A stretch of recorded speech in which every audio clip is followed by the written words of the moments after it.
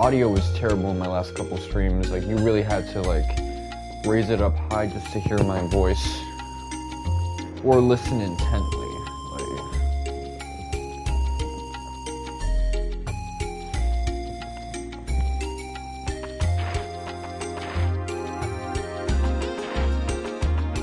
The unfortunate thing is that a lot of times when I'm doing audio checks, I'm not checking for if the music is drowning everything out.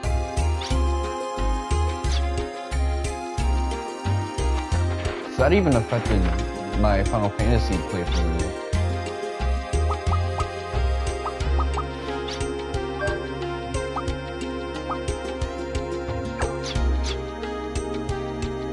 So it turns out I was going the right way the entire time, but man, Persona 3, that game is going crazy. You know, I'm not gonna front with you guys, I'm a fan of the series.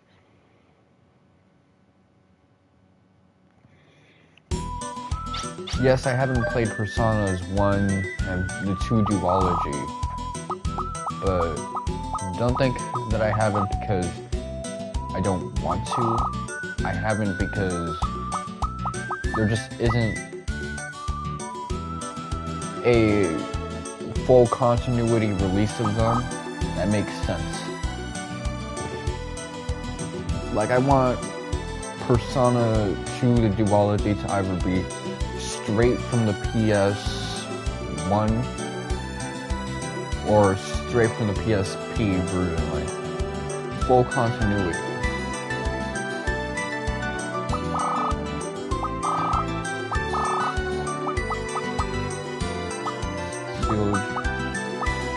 And honestly, I'll prefer the PSP version because that one actually plays like, what do you call it? Fantasy Star. It plays like a Persona game, whereas the PS1 games play like Fantasy Star 2. And I don't really like Fantasy Star 2's combat system. Outside of Fantasy Star 2, I like it in Fantasy Star 2. But if you put it like with Persona mechanics, not a fan.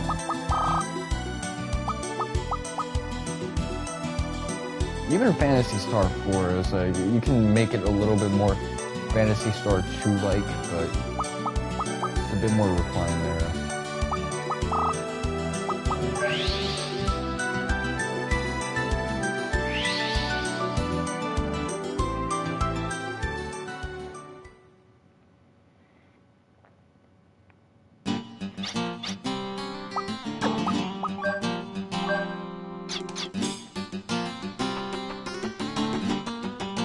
I don't think.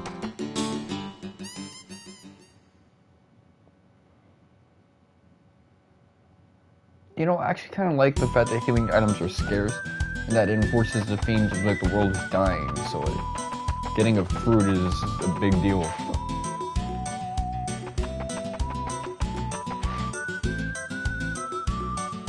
You're probably more likely to find like desert fruits.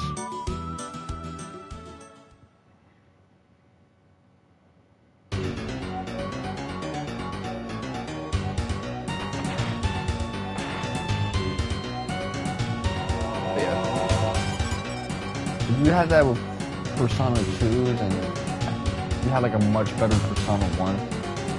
I would definitely like get into it.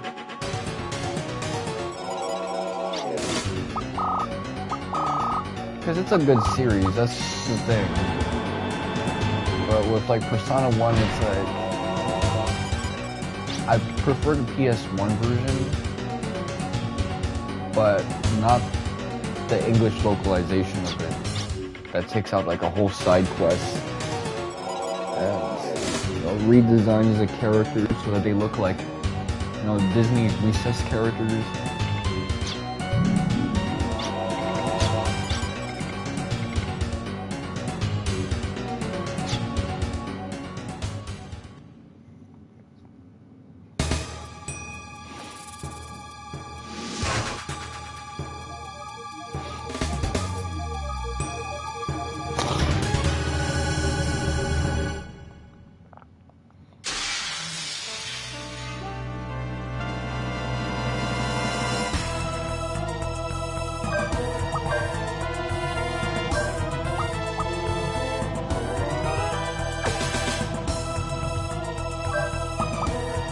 Okay, left claw.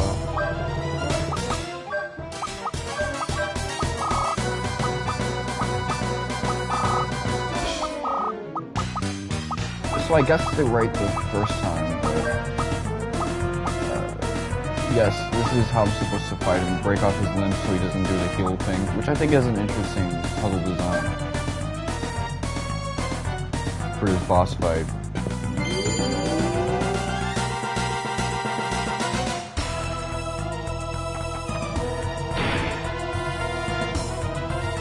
One thing I've noticed when it comes to how Final Fantasy VII Remake affects all these other game remakes is that now everybody's worried that they're going to be playing a stealth sequel. That was like a major concern with fucking Persona.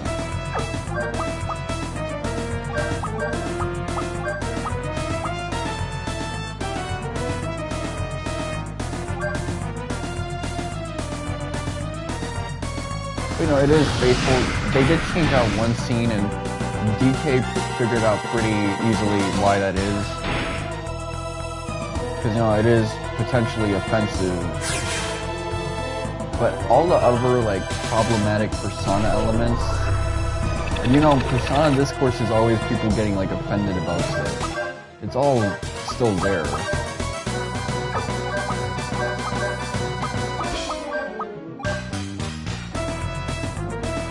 You know, Persona is very much like a Japanese game, not in the sense of, oh, it doesn't cater to Western ideas. No, I mean that in the sense that it feels like boomer humor from like a made-for-boomers Japanese TV show. Like something that feels like The Price is Right. Like, for Neverworld, mentioned this when him and James Hansen were watching like some weird stuff.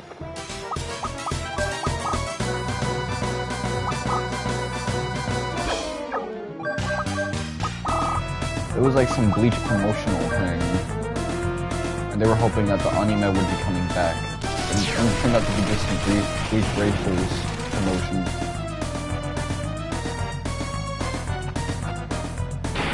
What if I got a heal this dude?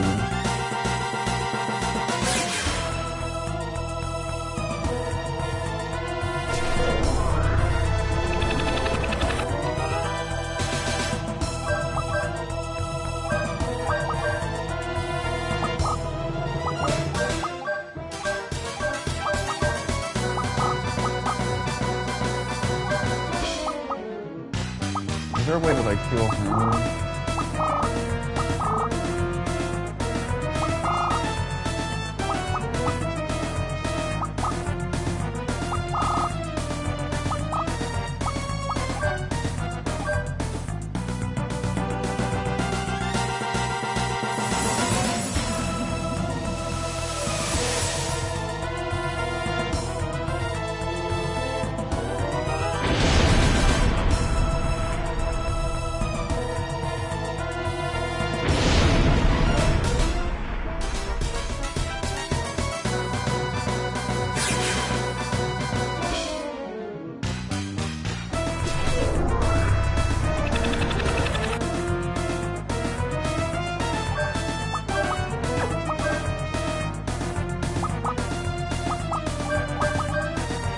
Yo, where to everything be?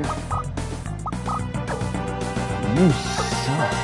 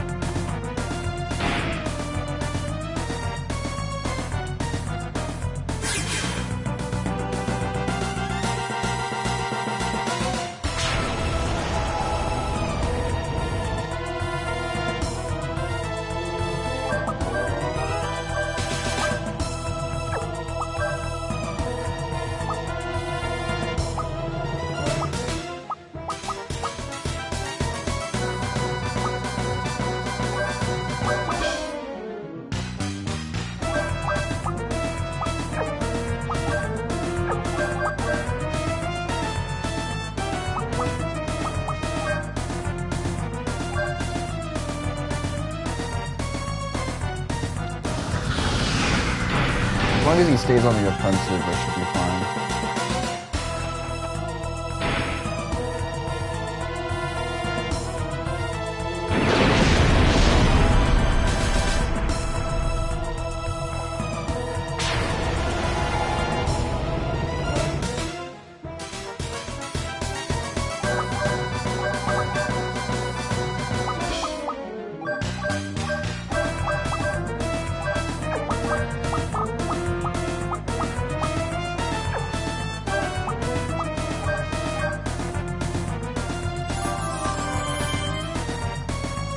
See, it's a little over 50%, but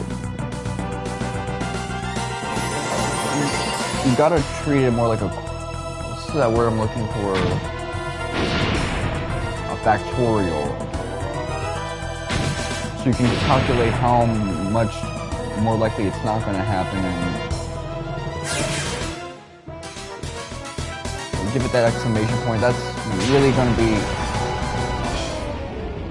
your actual chances.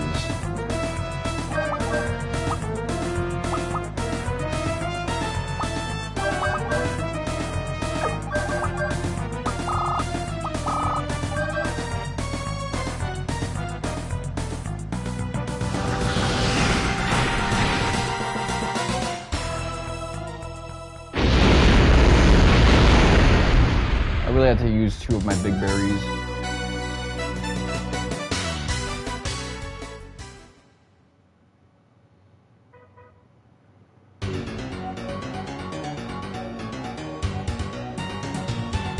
But yeah, you know, I had boomer humor, so like, it's gonna have like problematic jokes, and some of them are gonna get erased out, but others are gonna like stay, and like, you would have to do so much to like localize it out that it'd practically be a different game in terms of like comic relief. Like, the joke they replaced it with wasn't really that good. Like, okay, now the person's like a scammer.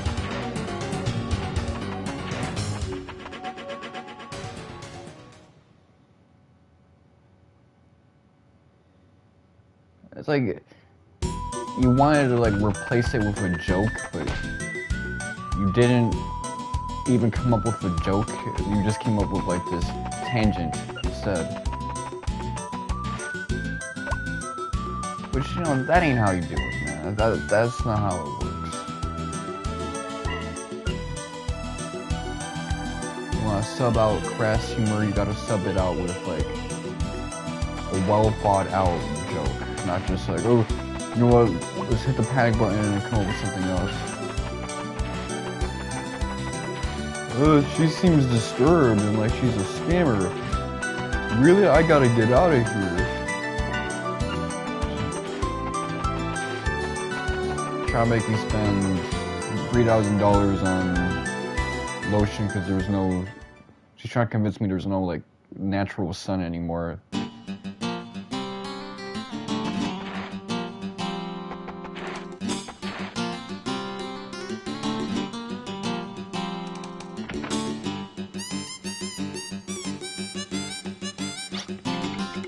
But the rest of the game still has, like, you know, some degree of wild or boomer tier, like,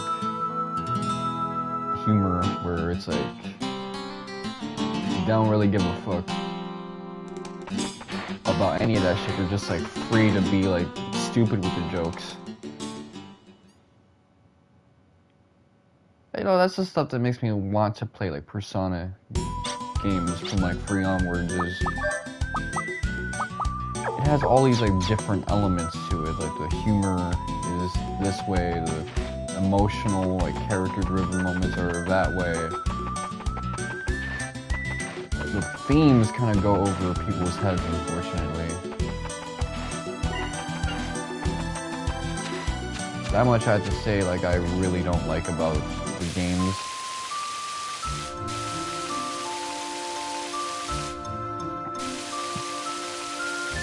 Yeah, let me just unlock everything real quick.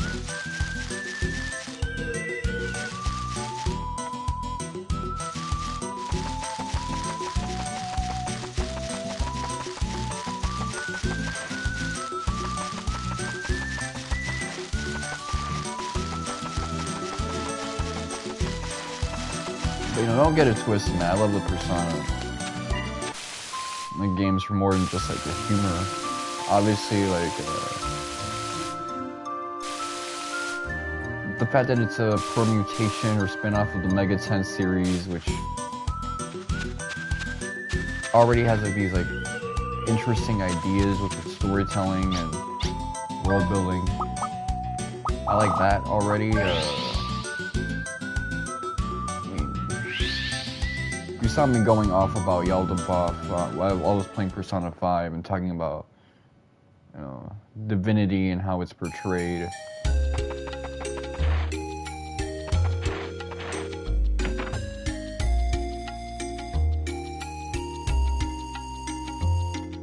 And just like what was the thing? The axiom, the divine will, or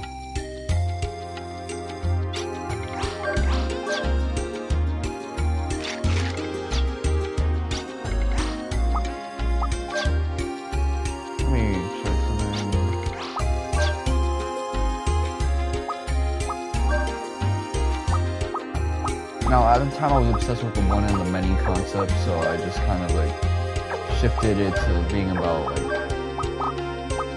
that because I was obsessed with it.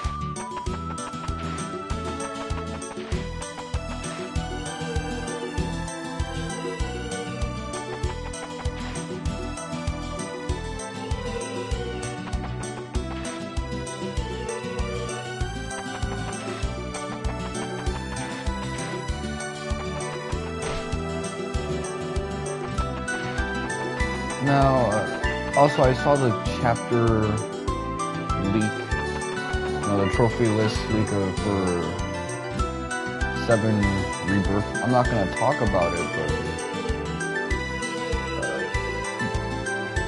also like to an extent I understood most of like what it was trying to represent, but there were times where like some of the chapter names eluded me, so now I'm actually super curious as to how things are going to pan out with that game.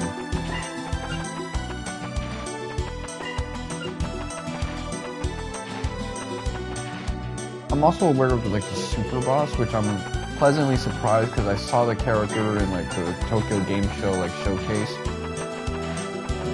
But I thought he was gonna be more of like a mini game vignette character. I didn't realize he was gonna be the super boss. Like, that is insane.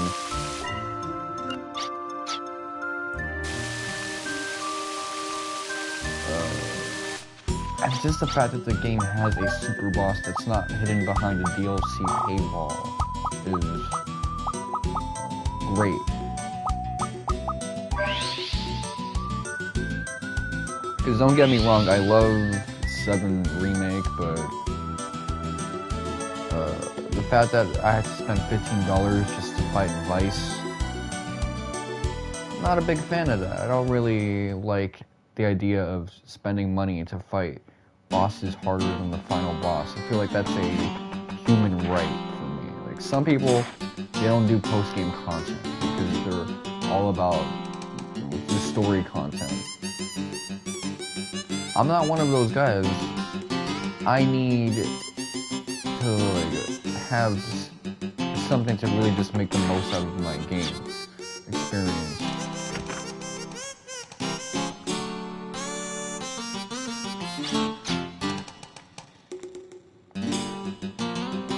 Let me see, where's like the woman that's saved? Right there. But that was the case with basically Kingdom Hearts 3. I had to spend money on like a proper super boss, not Dark Inferno. Which, you know, difficulty is not just the only thing I look for in a super boss. I'm also looking for like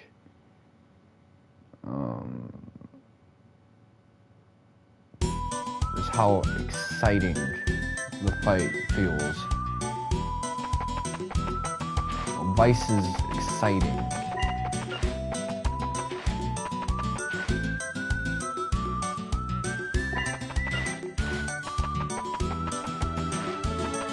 All these other cats, they're not really that exciting. Like, Pride and Joy is not the real super boss. He's fun to fight, but that ain't no super boss. Where's the excitement in the idea of fighting that dude? Penance is like exciting. Just the idea of fighting this dude who's like a last resort. Yevon has like wiping everybody out, the summoning, or Yuna, the heretics, and all of that.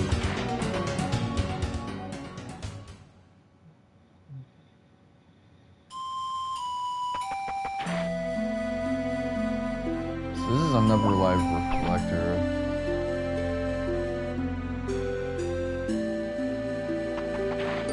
I'm trying to think about something else.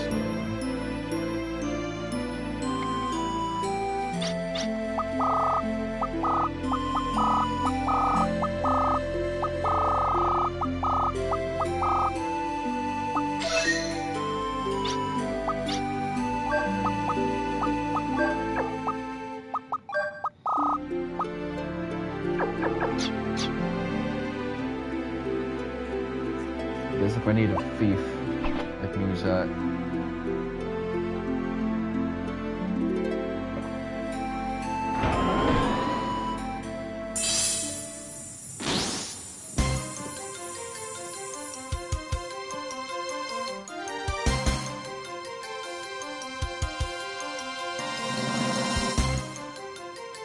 Okay, we'll be seeing more like Rebirth news on the 6th. Maybe we'll get the demo then.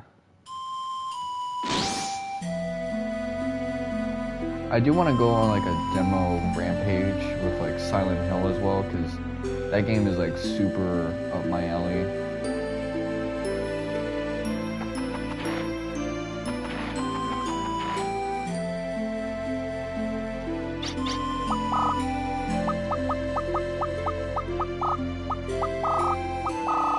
I understand that it doesn't really capture the Silent Hill vibe, but neither did PT, and y'all can't get your mouth off that D, that Kojima D.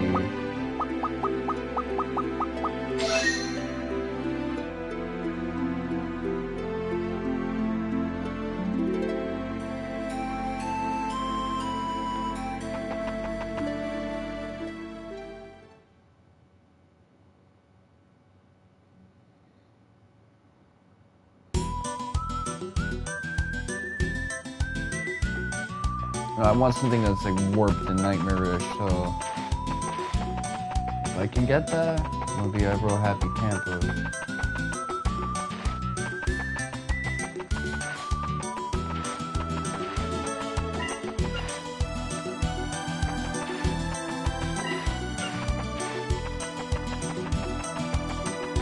That'll be on my list. I want to do like a demo thing.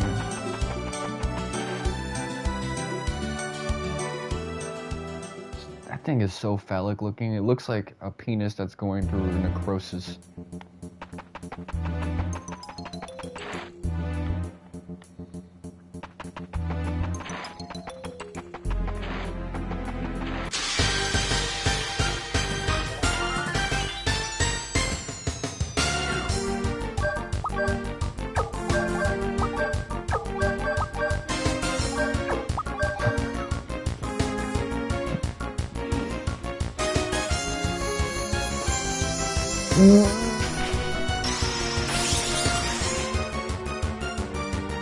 You know, it sucks that you can't really use like healing items or healing magic on the undead enemies.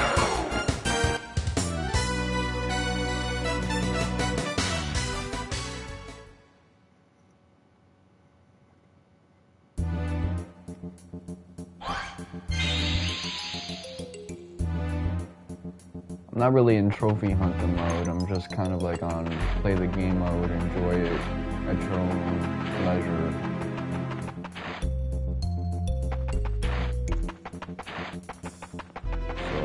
While I am thinking about things like the enemy bestiary, it's like being kind of easy with it.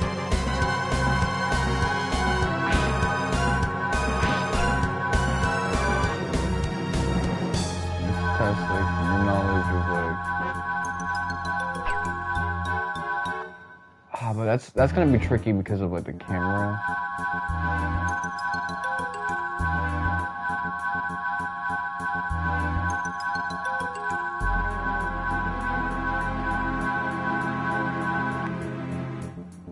Alright, I had to like come up with my own way of doing that.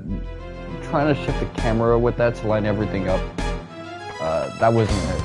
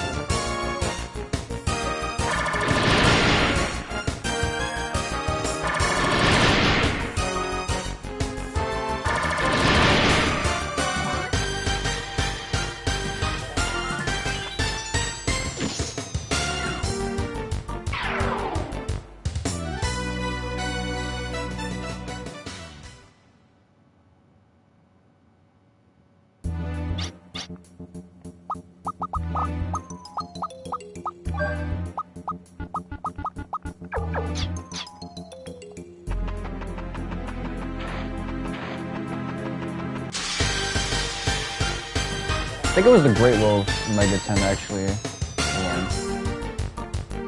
Ooh.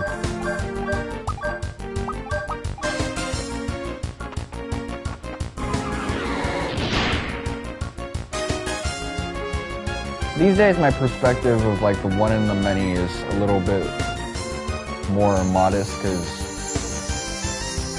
I also think about the none and the many and like divinity, like even some like Christians and all these other guys, they talk about the universe and the cosmos and nature.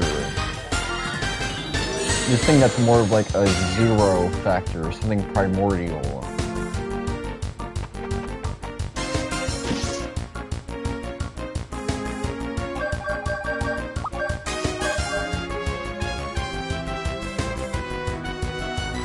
Okay, I messed up.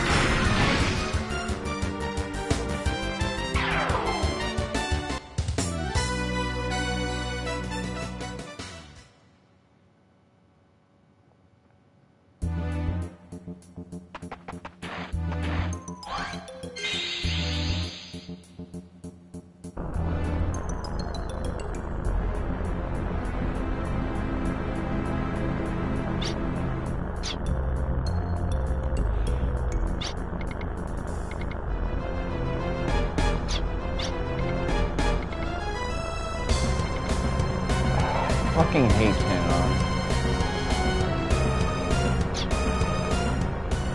She thinks she's the fucking main character. Like, shut up. Like, Brad, at this point, has more of a connection to the main antagonist, enough to where he can maybe have some main character status, but he doesn't try to, like, monopolize all these lines and mess with the whole vibe.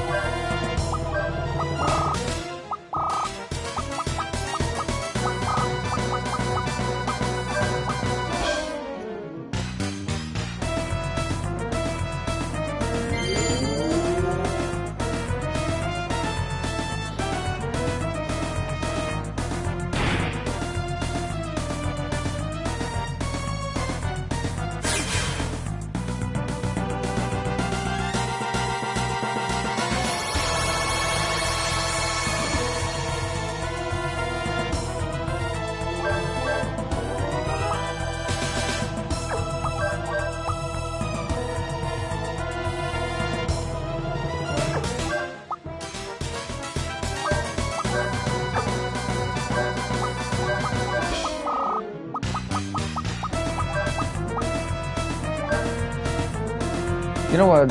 Let me switch Ashley out with Canon. Well, I shouldn't do that because she doesn't have as much health as him.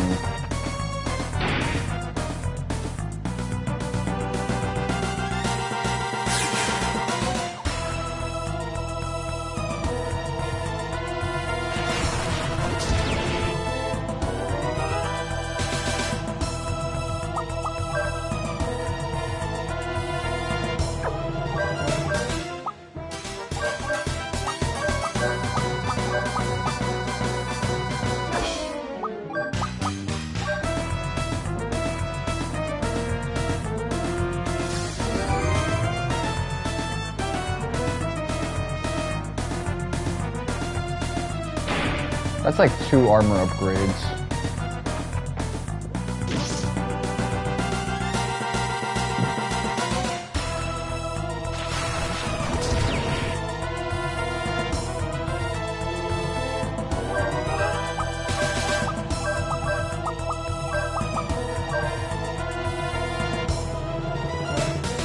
Did I get...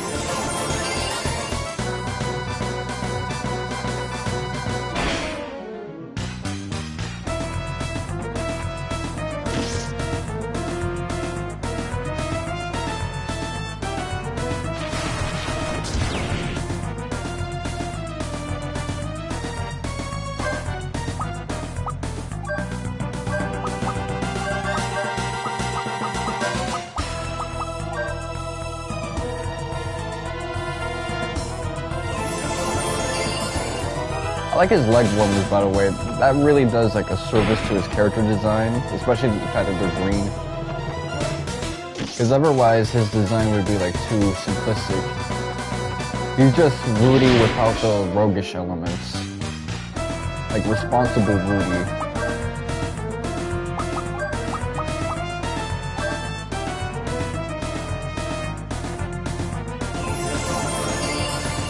Aw man, I need you to...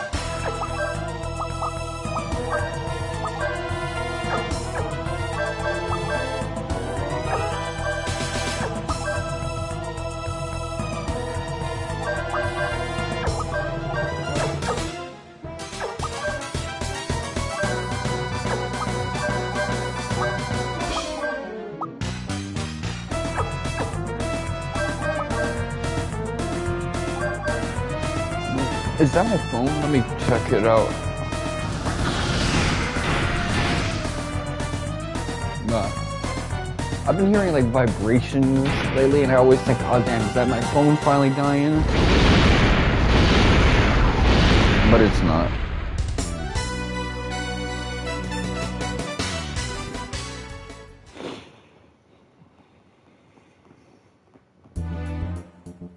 Okay, you know, that person's an AoE spammer, but it's okay because that boss isn't spamming with things that deal 2k in terms of damage, where I'm like lacking in resources.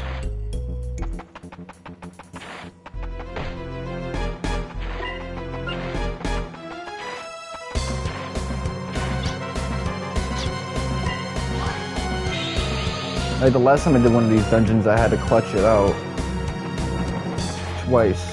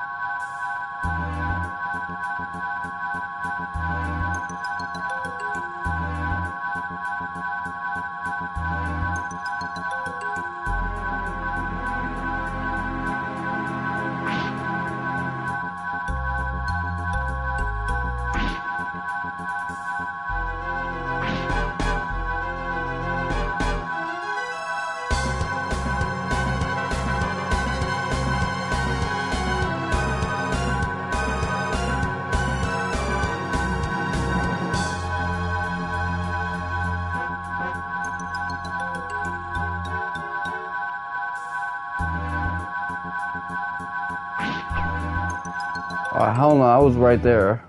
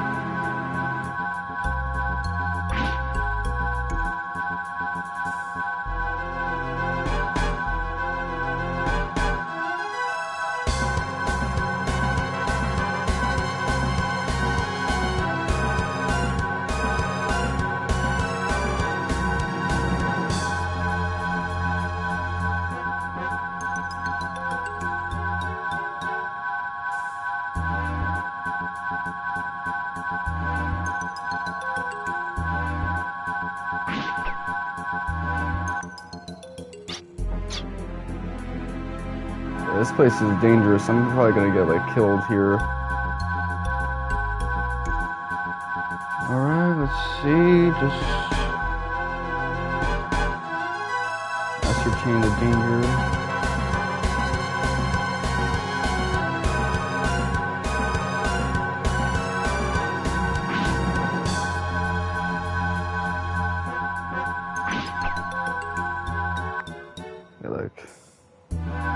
If this game was a little bit more tile-based, I could probably pull this off more, but as it stands right now, like, whew, I need to get into like a random battle.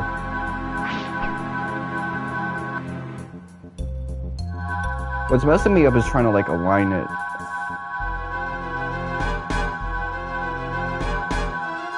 Ah man, let me move to the left side. just kind of stay here. Like with the time we showed. Oh.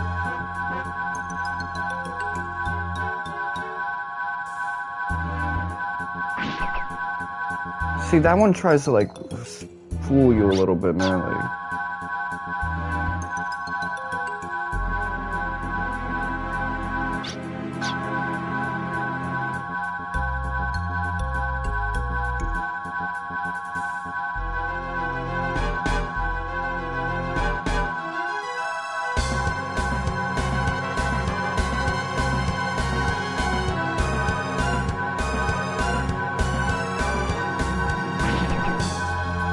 That one keeps fucking me up, man. Like.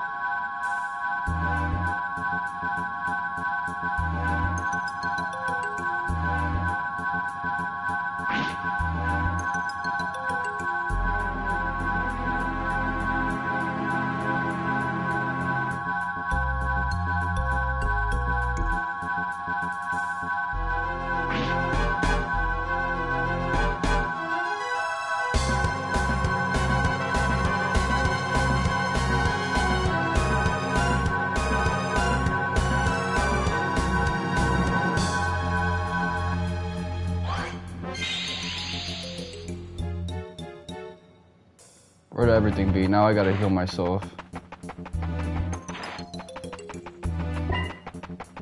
Yes. Bring it on, man.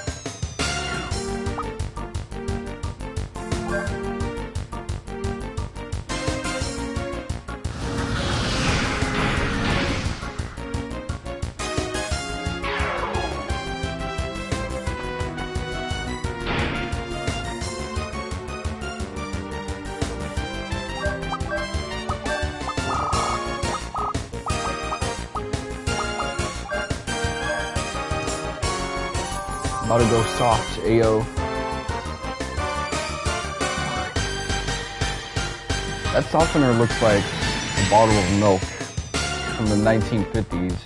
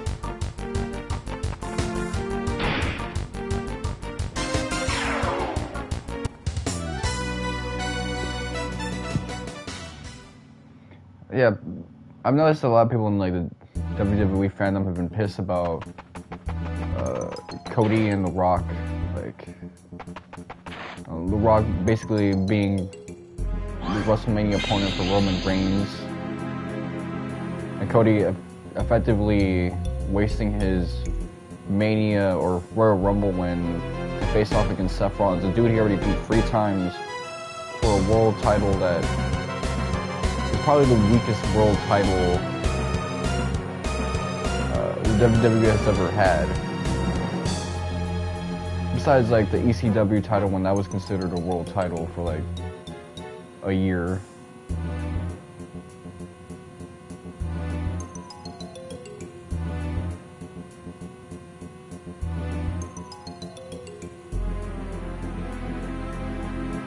This messes with your perspective a little bit.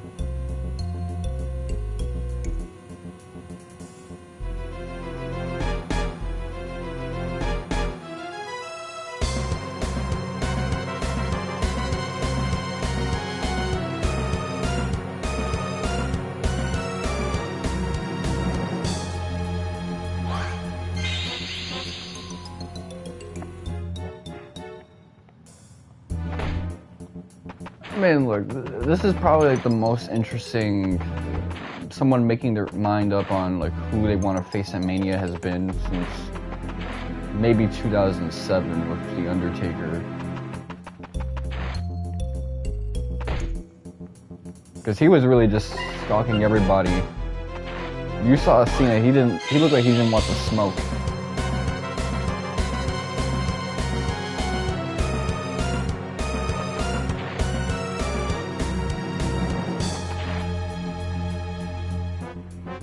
But, you know, that's kind of just how things played out, man. Like,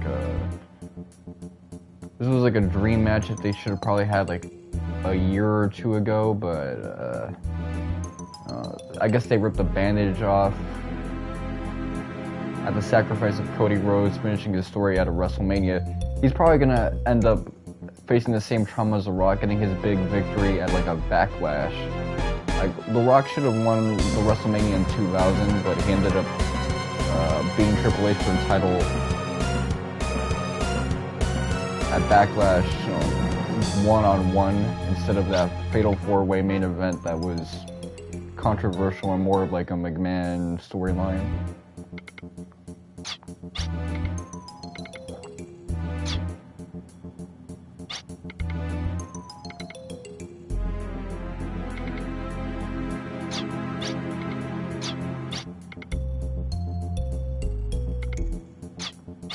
Yeah, this guy's always throwing his like JoJo stands, personas at you.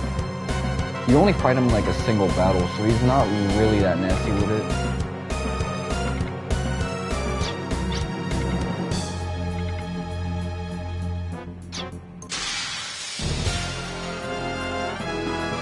Let's see what he can do.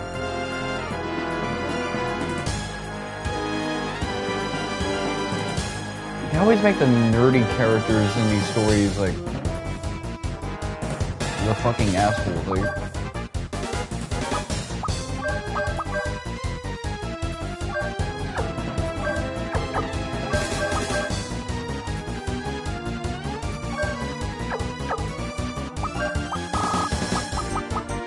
that's something like American and Japanese media both have in common. They both like really hate nerds.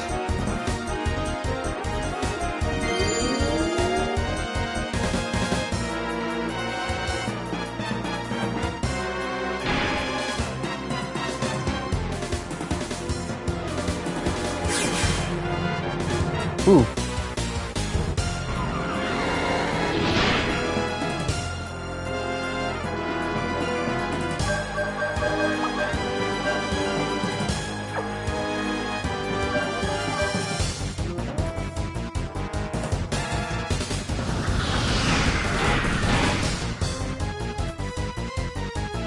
Damn, the magic defense sucks. Damn, he can move though. This guy moves like Sonic the Hedgehog.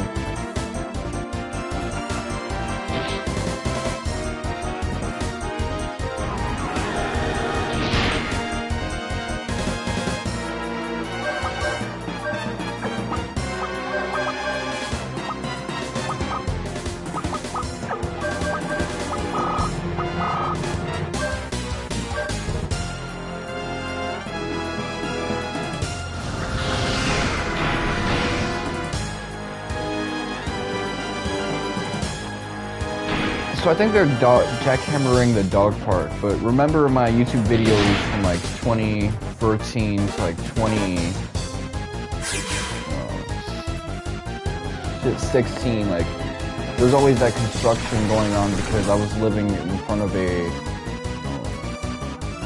kind of like hospital building for like students, like a residency building that was in the middle of being made.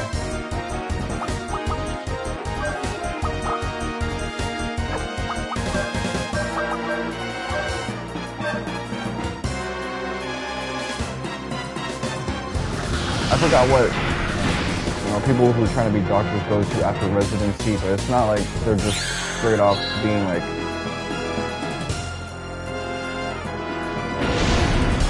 doctors after that. Whew, this guy is taking a beating.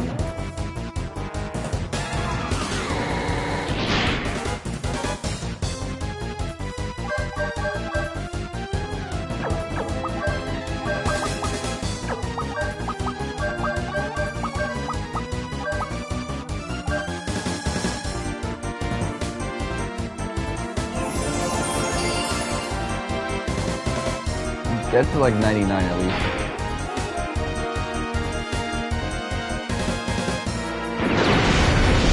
Okay, 100, so I can just finish you off.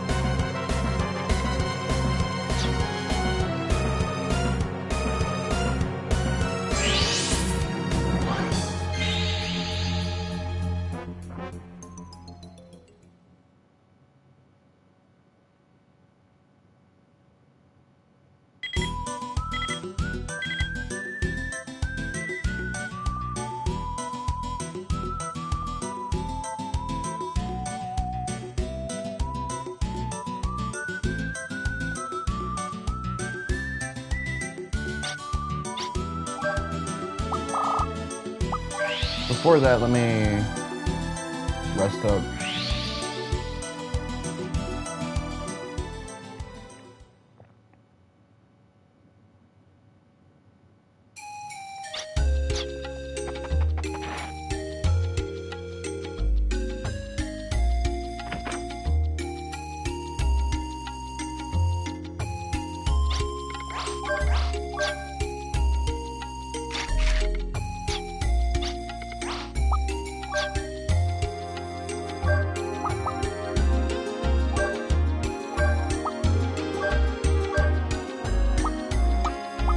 Okay, so bolt action and all that is kind of moving on up.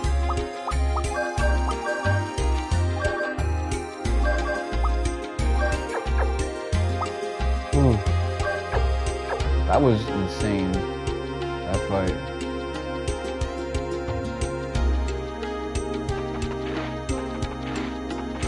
That motherfucker could take a beating, man. I'm like, I had a feeling that he was just gonna like finesse me near the end because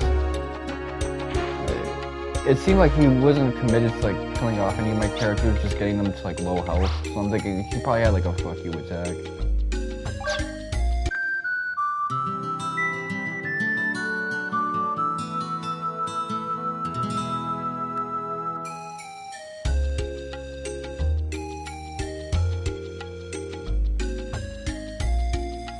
I remember this is how I used to play the game. After I was done doing anything, I would just go back here and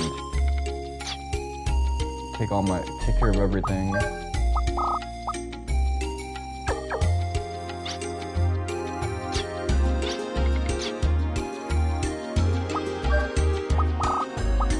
So it takes 2 more level ups to get this guy to like where I can max out his physical defense and worry about magic D.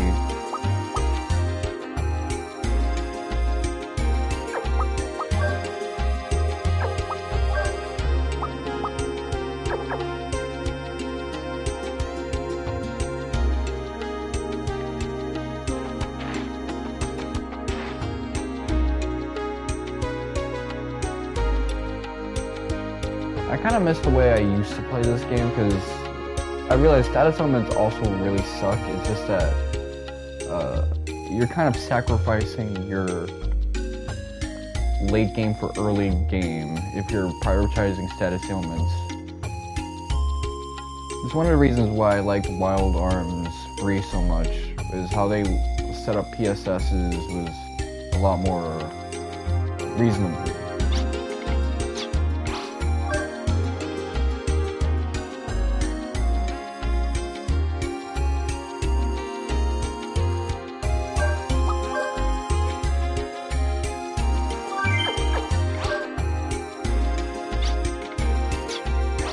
I like how they kind of made the message for Judecca that he's just like, he lost because he was wild pussy. That's it. Pusillanimous.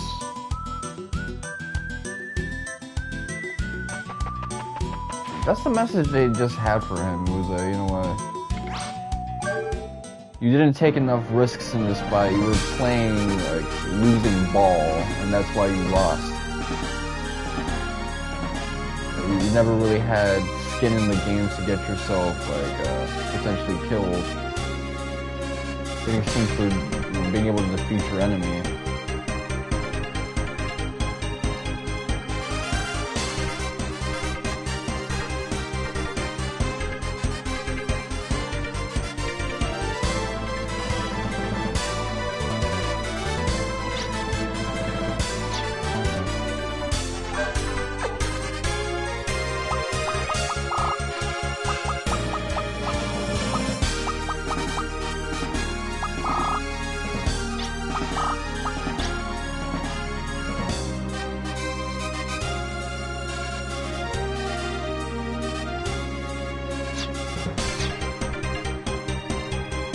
Self-sealed.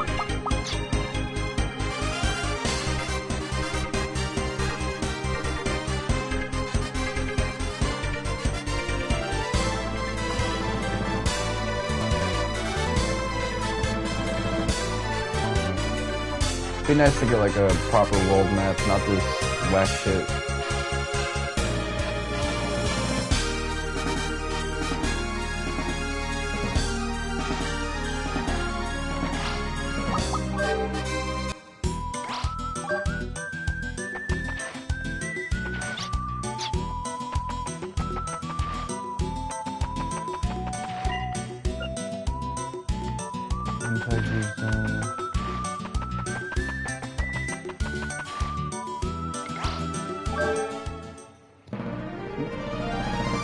Also, that's kind of the big takeaway I got from this whole thing. This is like the most a character has ever had to like contemplate deeply on who to face off at WrestleMania, and I really think it didn't work because there's not much to think about. Like, Cody should have just taken Roman Reigns because he has like no reason to take on Seth.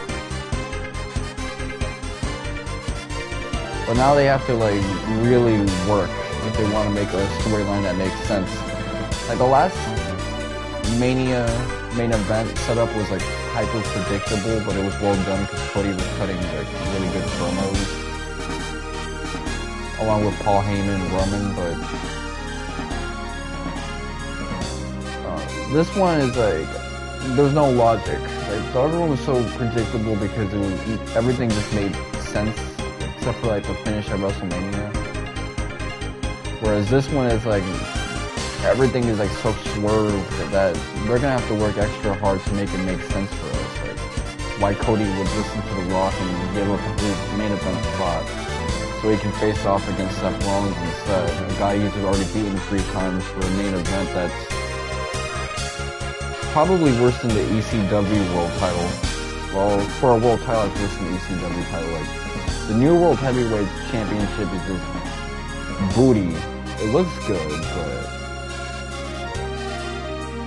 it doesn't really, like, do anything for anyone. The only person who's ever held it so far is Seth Rollins in the babyface run, where people are already getting kind of tired of him. But then again, CM Punk getting injured did kind of like mess things up for him as well. And ultimately, Cody Rhodes just has the goal of winning the WWE Championship. So it doesn't matter what event he wins it at. He could win it at Backlash, and it wouldn't hit as sweetly. Like, that would have been like the best WrestleMania finish ever. But it still would be pretty good.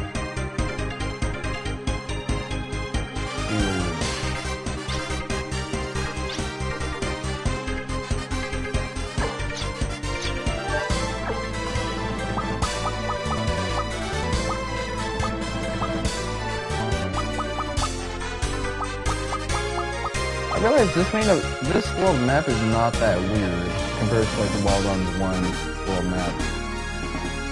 It still reads like a face, it just...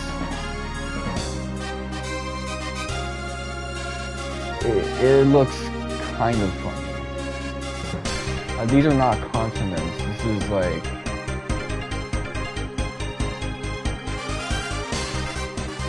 It almost looks like intercourse.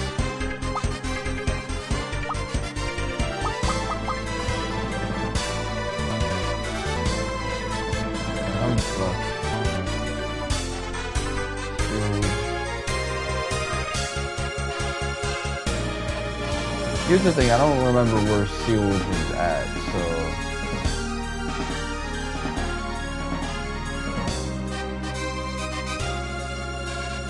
I don't even remember Sealed itself. Like, Wild Arms just likes name dropping shit.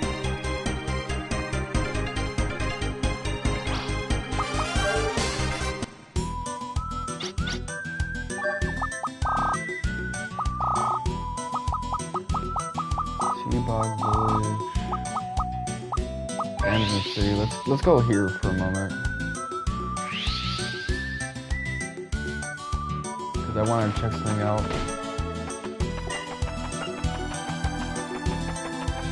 How are we looking on this front?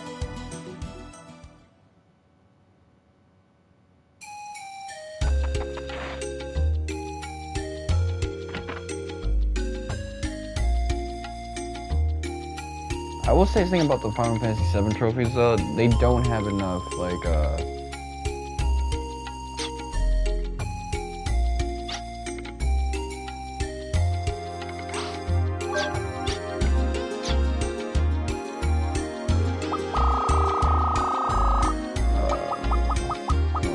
silver and gold trophies. There's only 1 gold trophy, there's 5 silver trophies.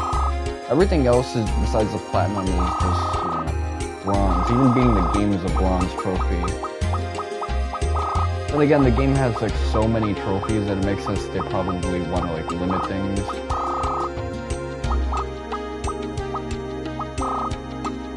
Come on. So there's like 60 something left for me to get.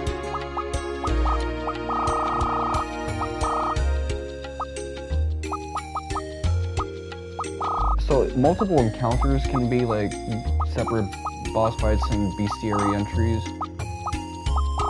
It almost feels like cheating.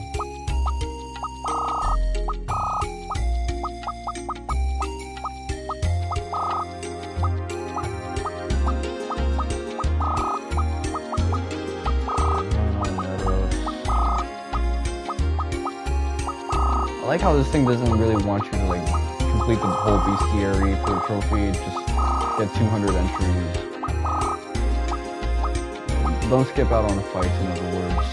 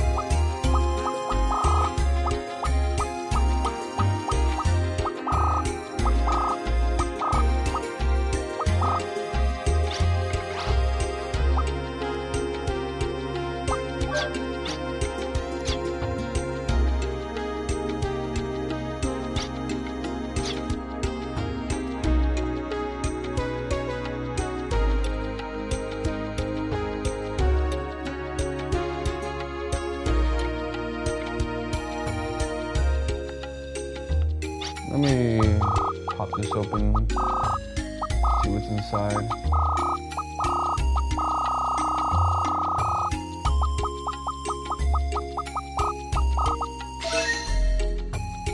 Scapegoat, alright.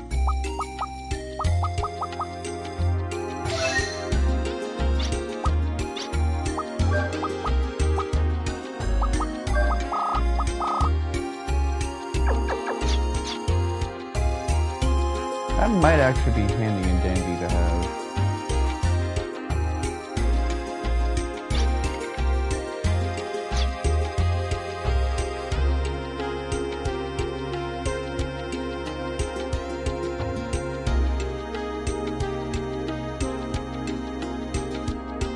The way they rotate the sprites is kind of interesting.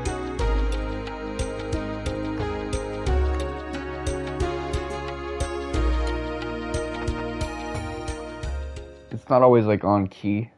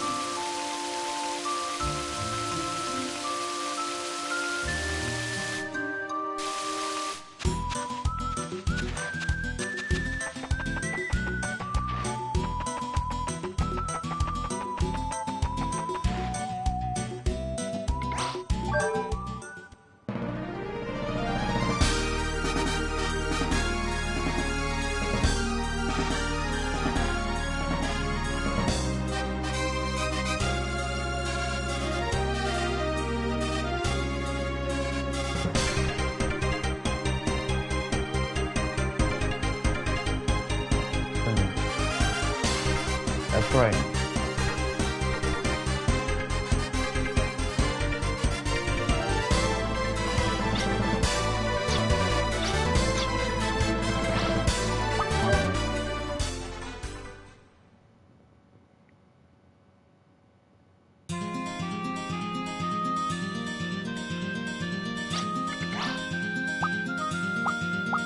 Not ready yet.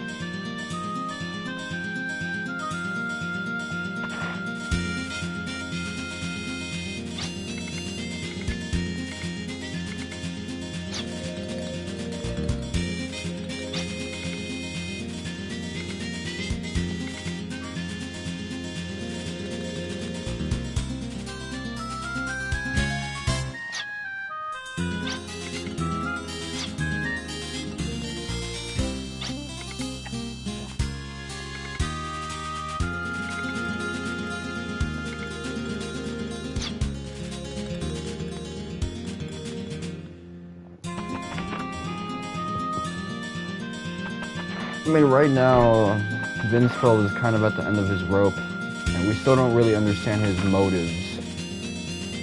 But then again, knowing this game, like, character motives tend to be really stupid.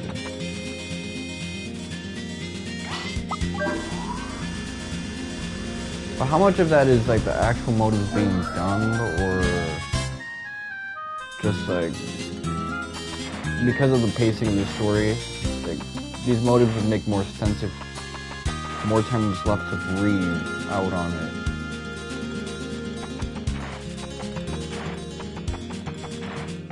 Like, Telemia, he reminds me of a lot of, like, the Zephyr dudes and Red Constellation, like,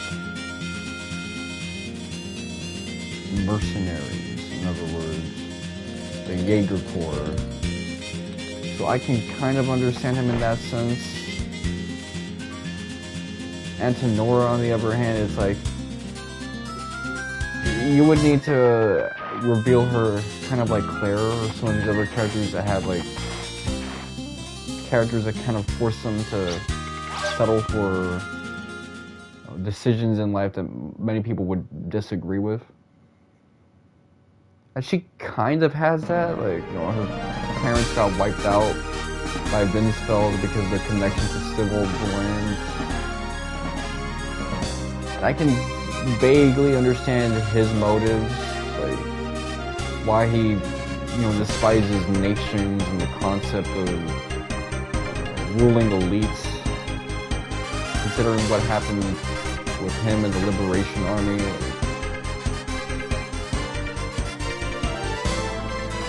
Silverland got a little out of control and he had to become like a freedom fighter, which was always going to end with him potentially becoming a war criminal.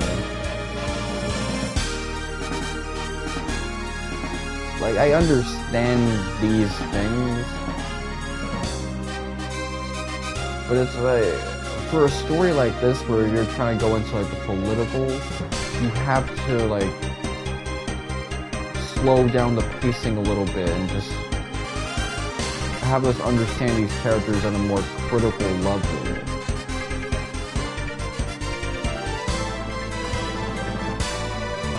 Like, Tactics Ogre does things perfectly in that regard with like the multiple routes and how it kind of like fleshes things out and the data entries, all of these things kind of like, oh, and the conversations midway through battle. It does a lot to contribute to fleshing these characters out.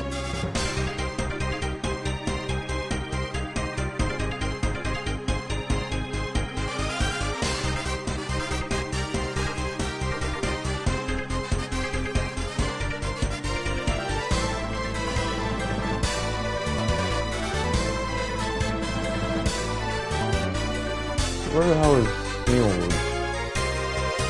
That's what I want to know.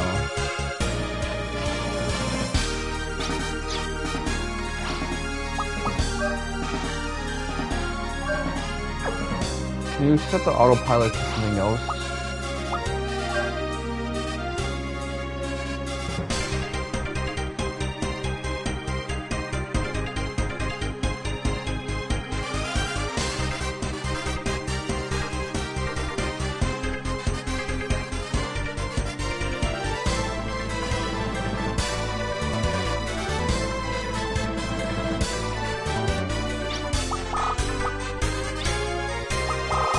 Okay, so this is like the new thing added to the UI. Heimdall Gazzo is hovering south of the field.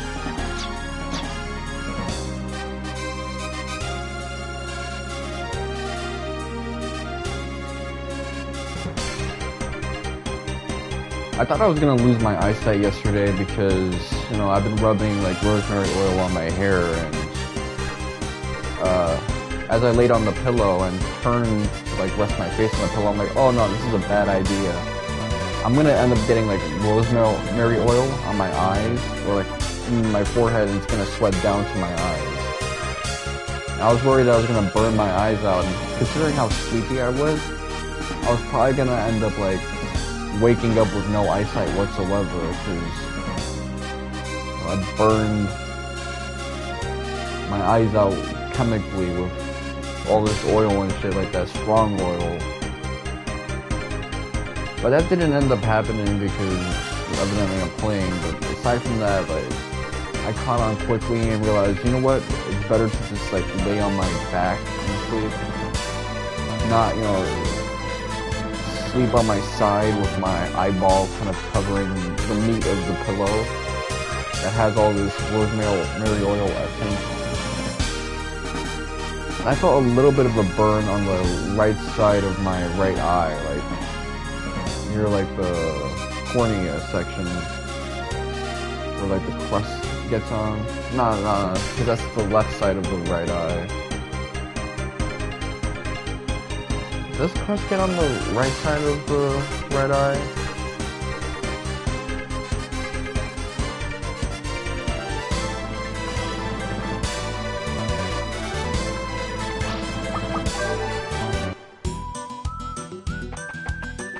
I did it, man.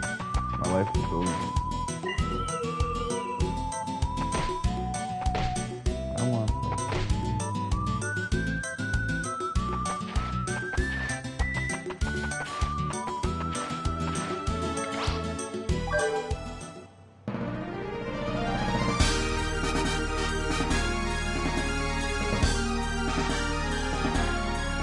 Let me check in. What is this? Oh, it's the notification. Acquire the Monster album. So that's what I got. And the next one is fill the Monster album with 200 entries.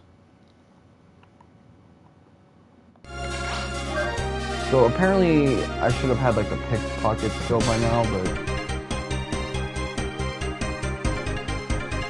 I don't really like know how to use that one.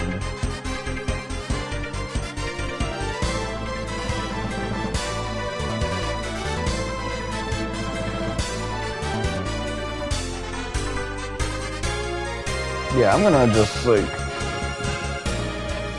look up what Heimdall Gazzo is. Or Sealage.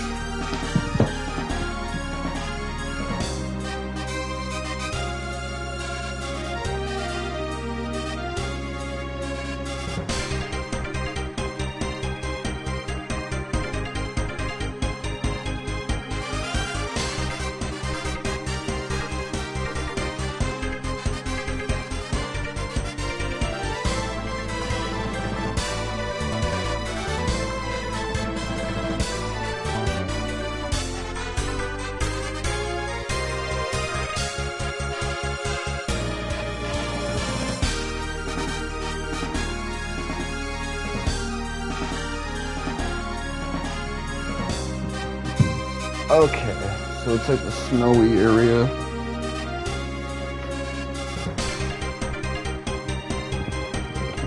You know, as much as I like these world map games, like, the one I get the most, like, pleasure from, like, exploring the world map seems to be, like, Wild Arms, Final Fantasy 7 and 9. All the other games, it's like, even 8 to some extent, like, trying to find the White Sea ship. That one was like a blunder.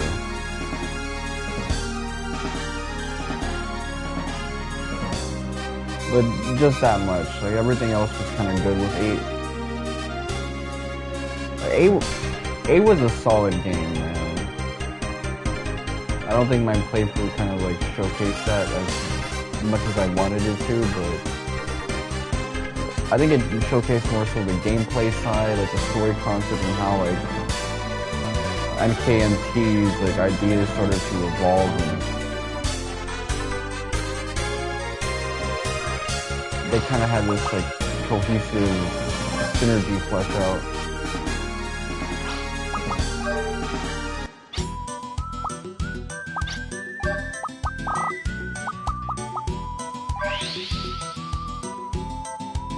How did I not see that?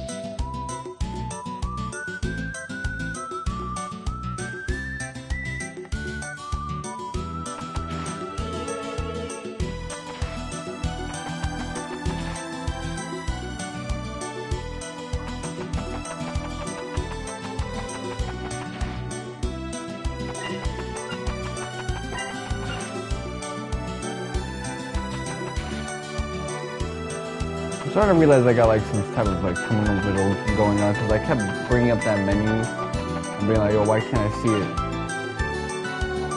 I'm not seeing it because apparently visually impaired or something.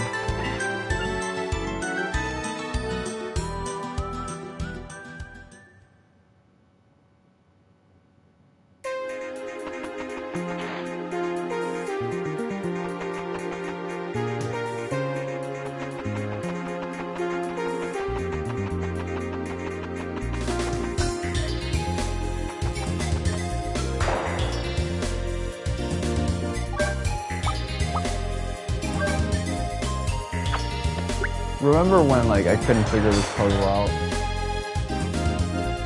One of the viewers eventually got sick of dealing with my shit. Cause I guess he's not the like commenting type. Or she, for that matter.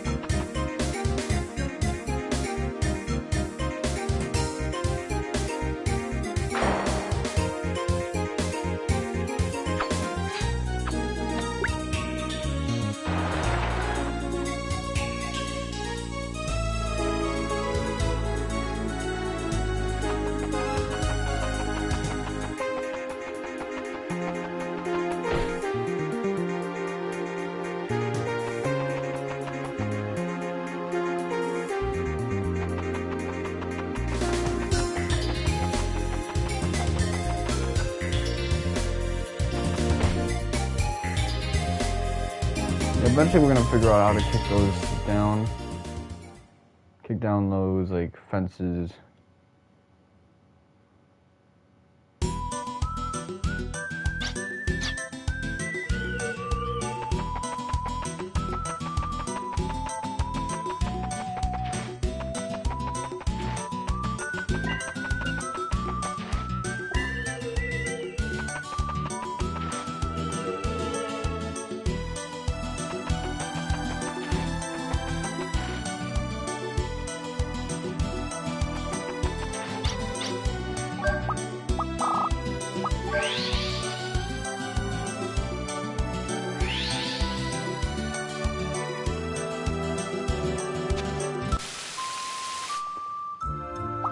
Alright, let's see, sealed region.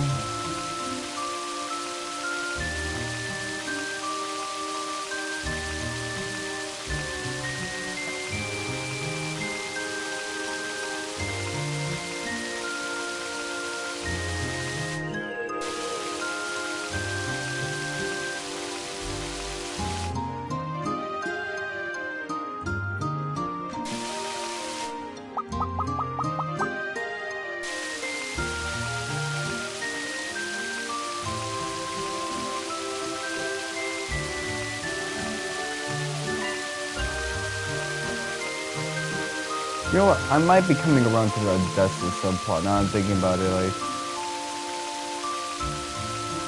it's slowly starting to like form together in my head, like these character motives and what's driving them.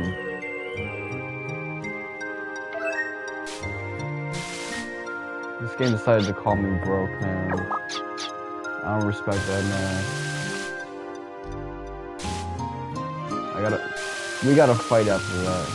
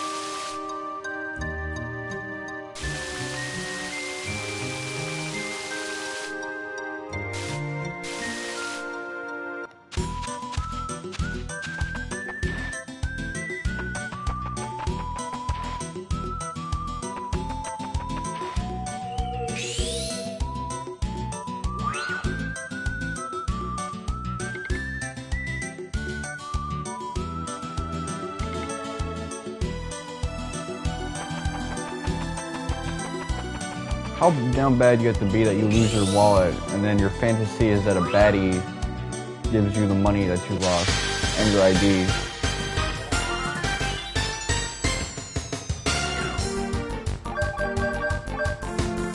Humpty and Dumpty, that's... Of course they'd be fucking thick.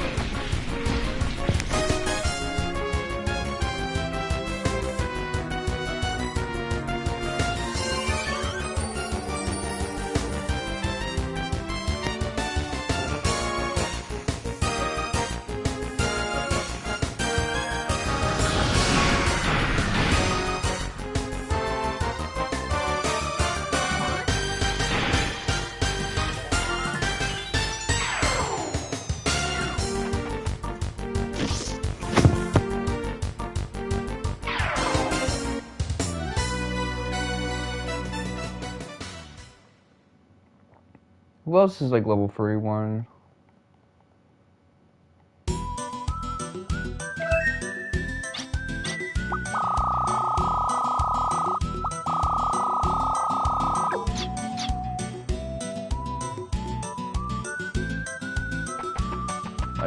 When I've been in situations where I've lost my wallet, which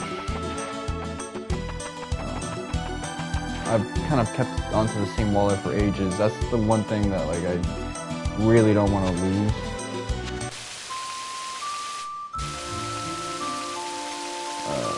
I've been in situations where I'm thinking like,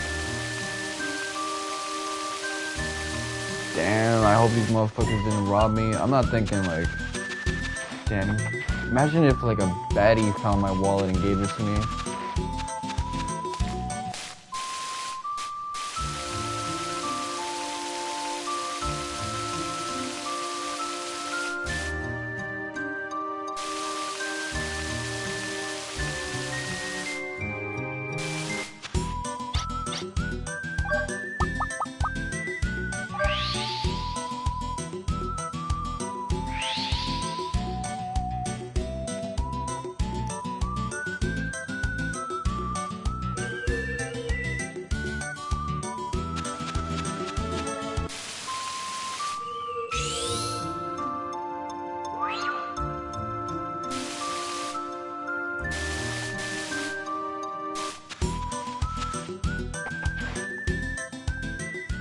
Abandoned icebox. There's barely any room for me.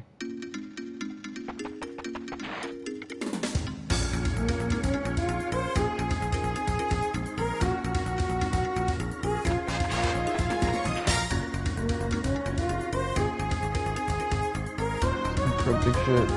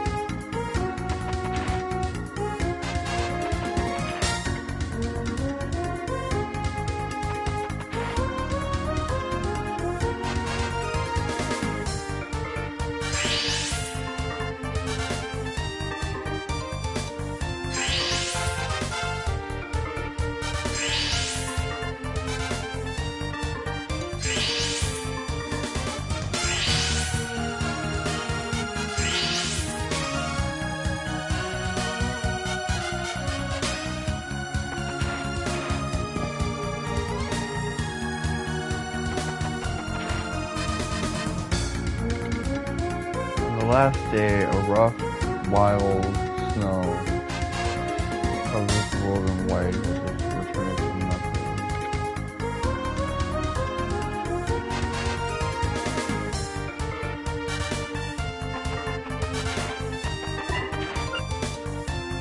Wait.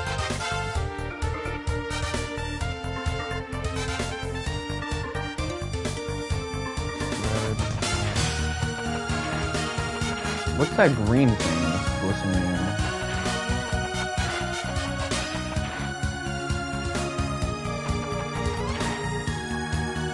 Like a friendly monster thing?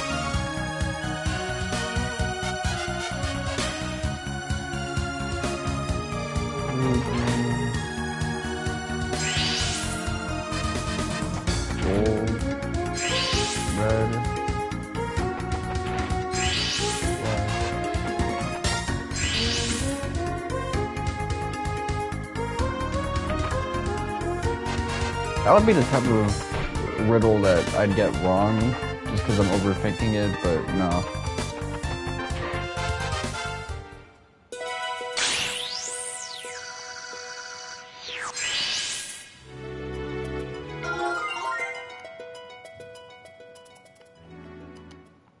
So I only have one more to get from those.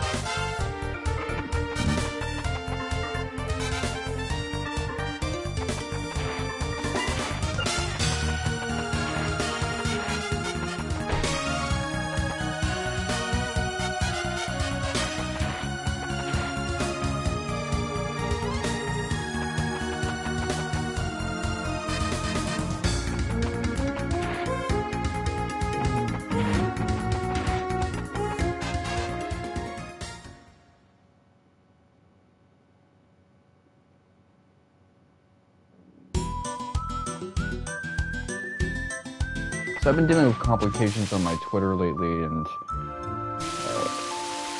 I've been looking at the Reddit for Twitter. So that is like a super miserable place, because people are ever complaining about like getting locked out of their accounts because they did 2FA and they don't have access to that phone number anymore, which that happened to my Amazon last year, and I can tell you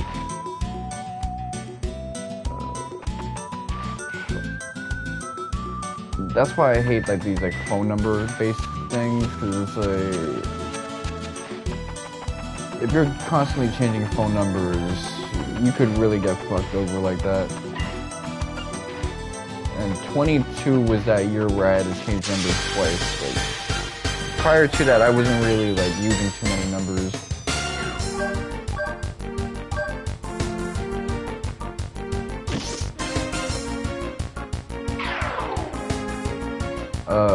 But also like when it comes to my Twitter stuff, I got logged out randomly, and I had to like log back in on mobile and PC. Usually that's like a cookie problem with my cell phone because I have so many cookies on that. I'm visiting so many websites, but it was a problem with my PC too, and it happened on both devices. So it had nothing to do with cookies and everything to do with something else.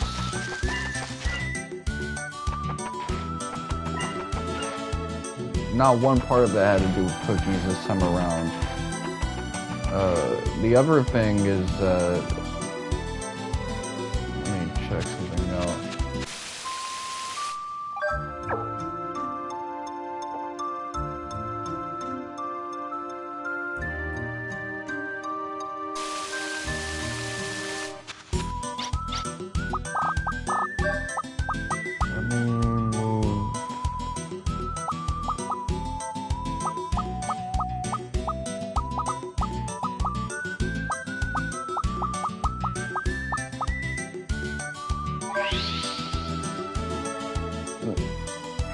I was liking some stuff on Twitter and followed a couple people, and then it said that it locked my account. I had to like match rocks to numbers, and I got my thing back, but for a while it said I had like 0 followings and no likes, and I had to take a shower an hour afterwards. By the time I came back, it went back to normal, but for a few hours it acted like I had no likes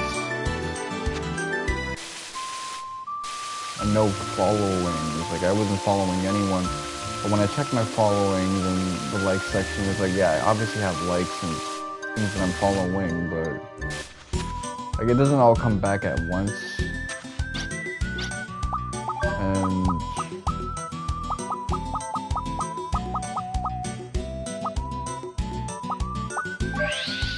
And it sucks. Like, the state of Twitter right now is like booty, and I've been noticing some of these problems have been like imminent for a while. Like even before Musk, but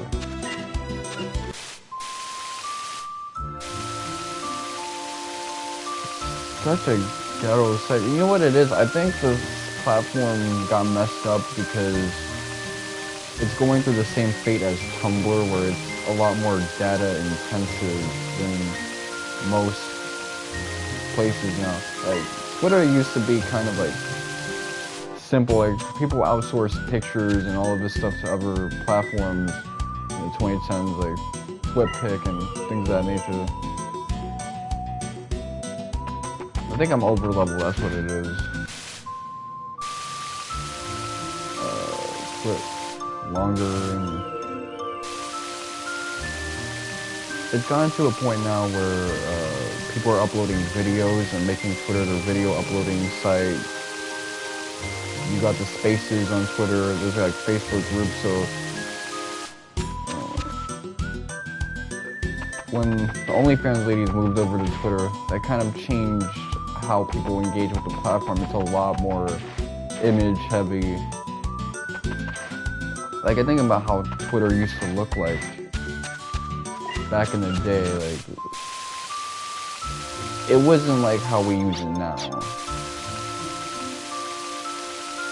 Like, people weren't just uploading all sorts of like media.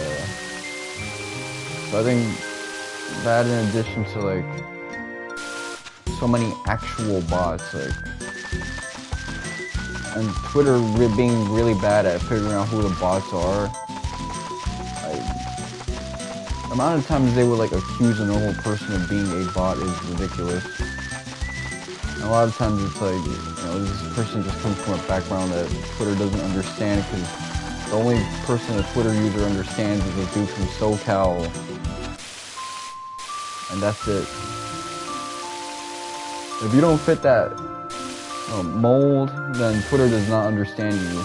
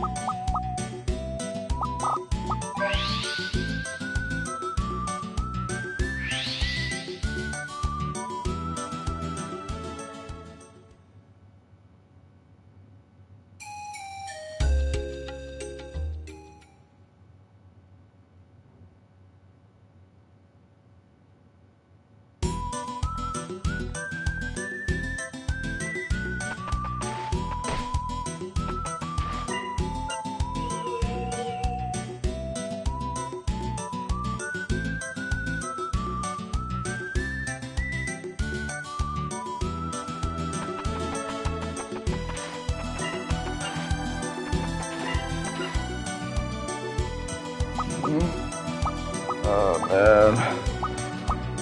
Fuck, my nuts.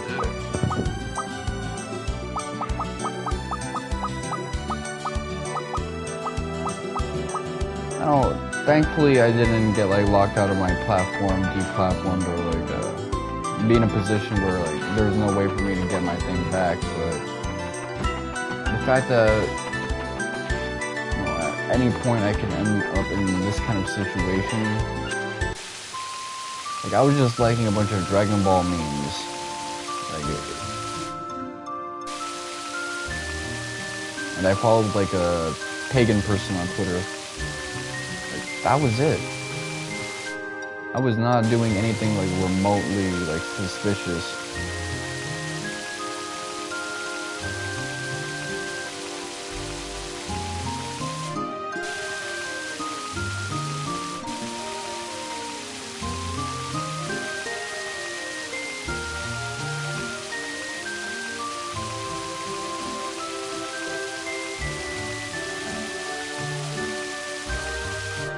At least, like, my own training. Oh, so that's just gonna be a consistent, like, one Gela.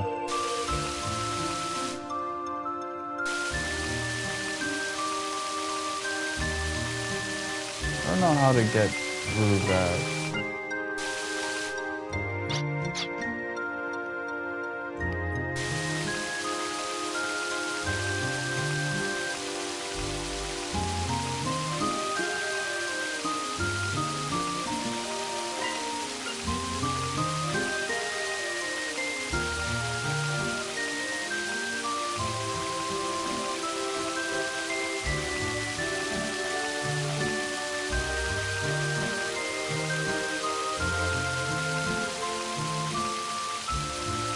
You know what I wouldn't mind playing from like Atlas is Persona 4 Golden, because I never got to play the Golden version.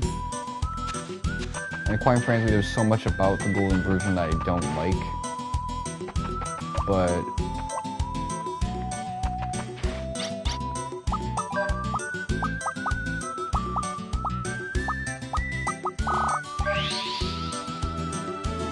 hold on.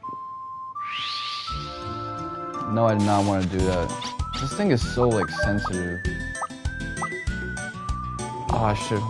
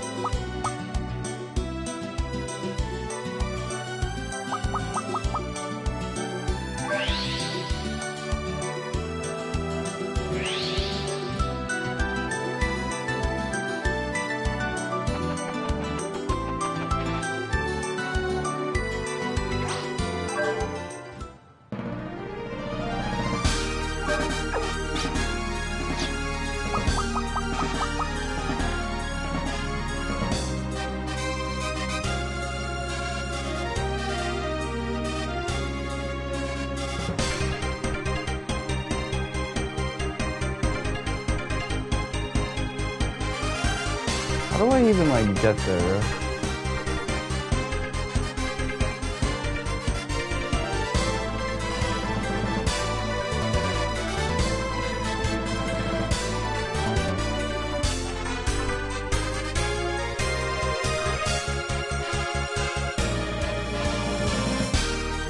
Maybe if I warp to like Damson City.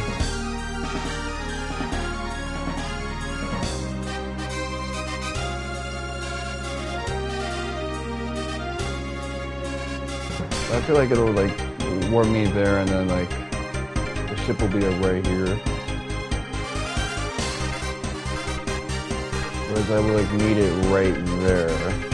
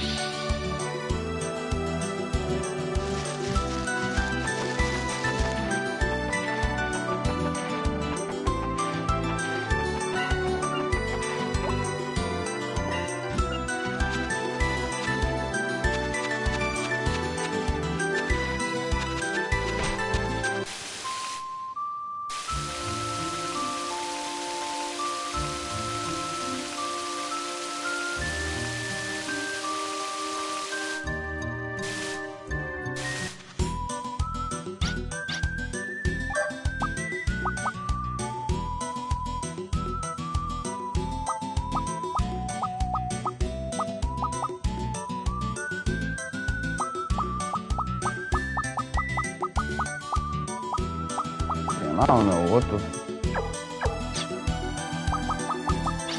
What do you call this motherfucker? Heimdall Gazzo is still hovering south. What if? Hold on. I've been doing this all completely the wrong way.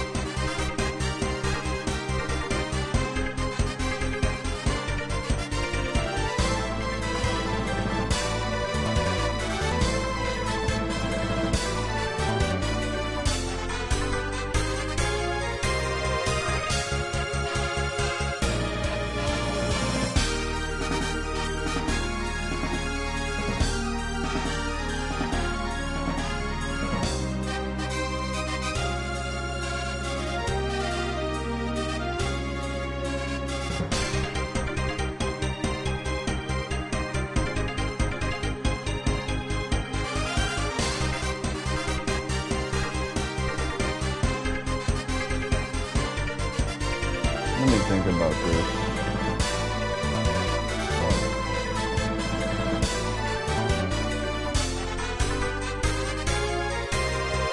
So it's south. Could this be it?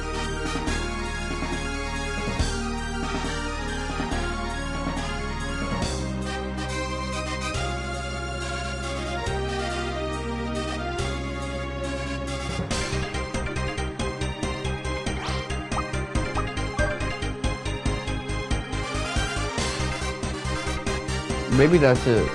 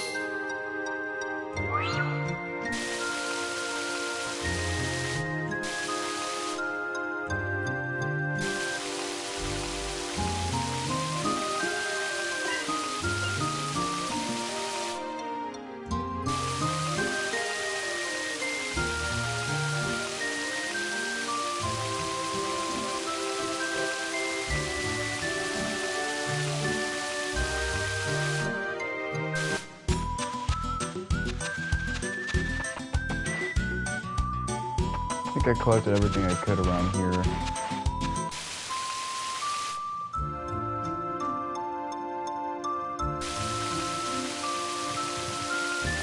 Ass is hurting, man. I think I pulled the muscle on that joint.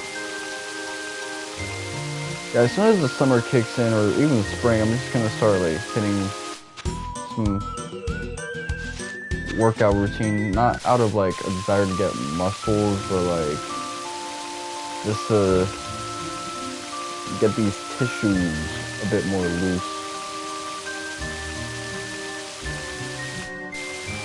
Oh, there you go. Okay, now I get it.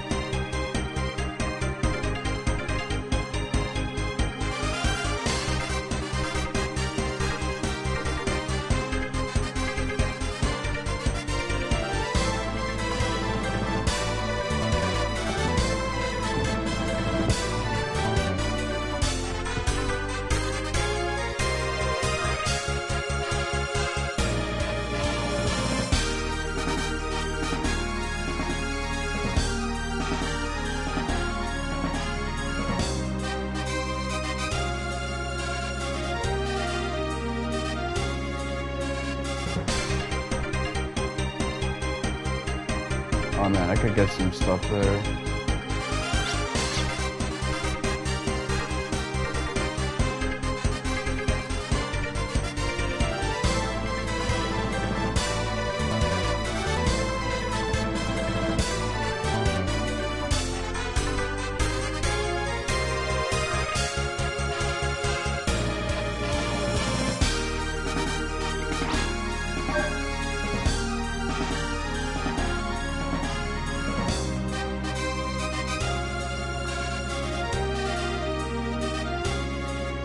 Tapping up, man. Just trying to.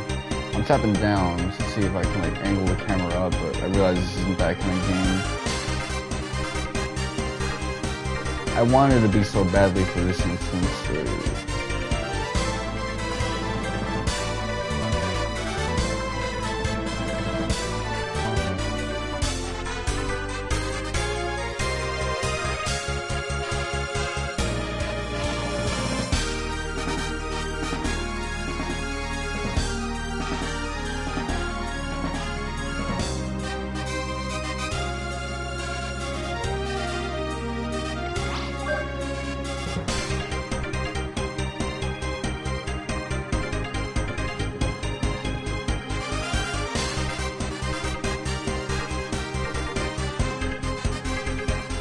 Let me just look at the water.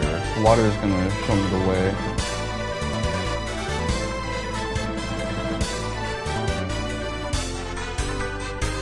Somewhere like in between like here.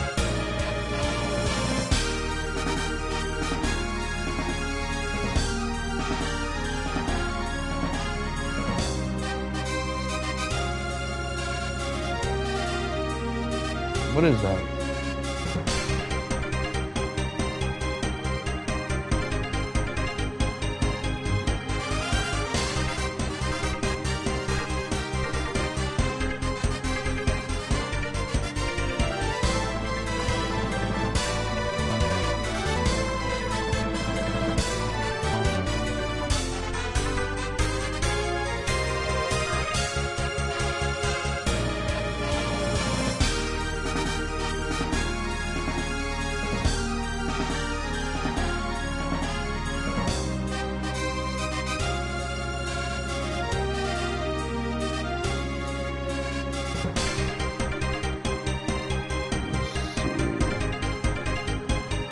Nah, I went too high up, man.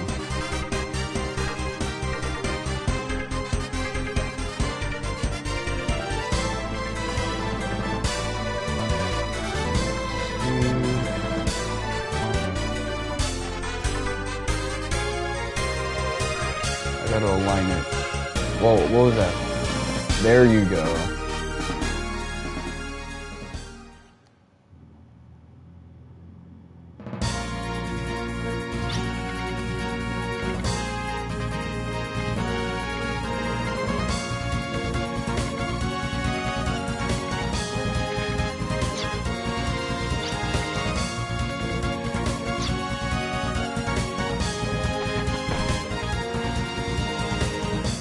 This is effectively the end of Act 2 for this game.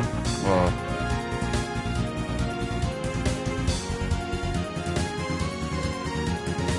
if it was like a free act structure, like a Hollywood game, more like a Koshi Tenketsu.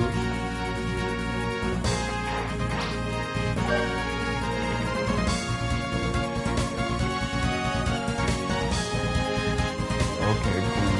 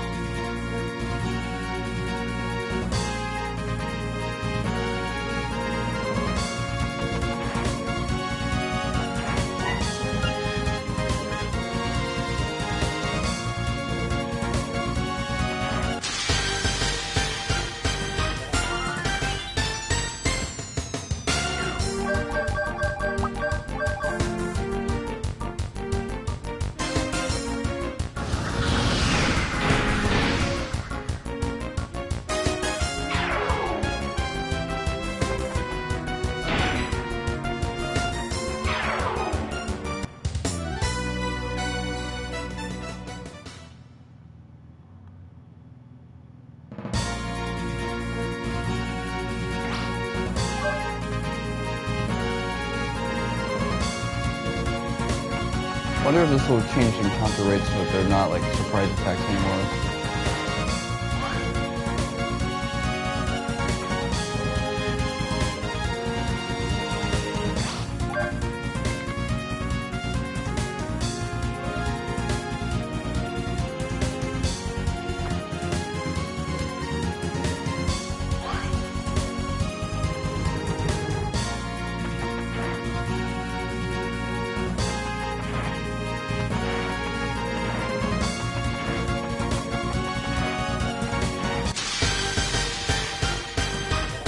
evidently that's not the case. I wonder if these Odessa men count as like different entries into the BCA. I gotta heal though.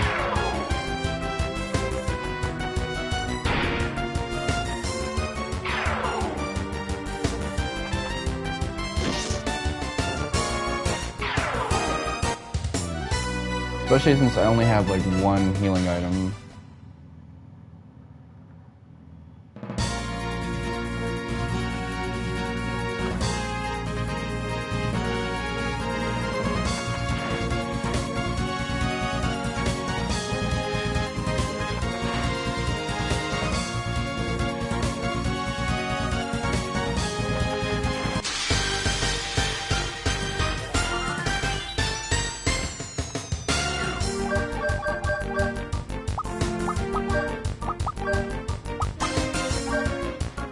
Alright.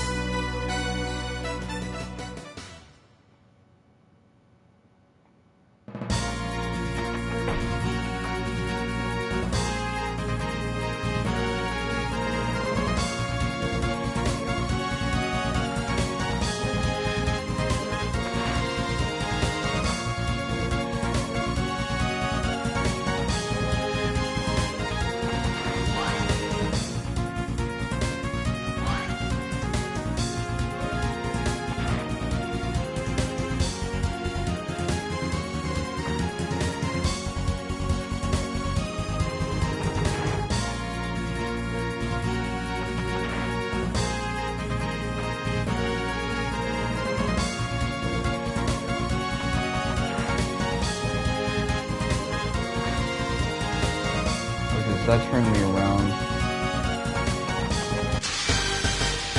Yo, what's up?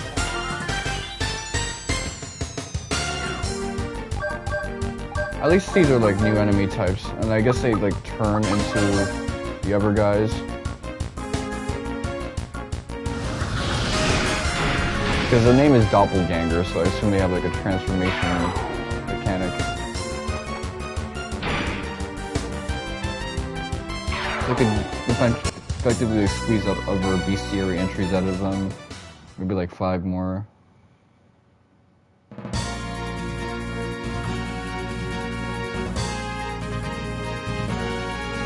That would accelerate the process of me like getting to where I need to go.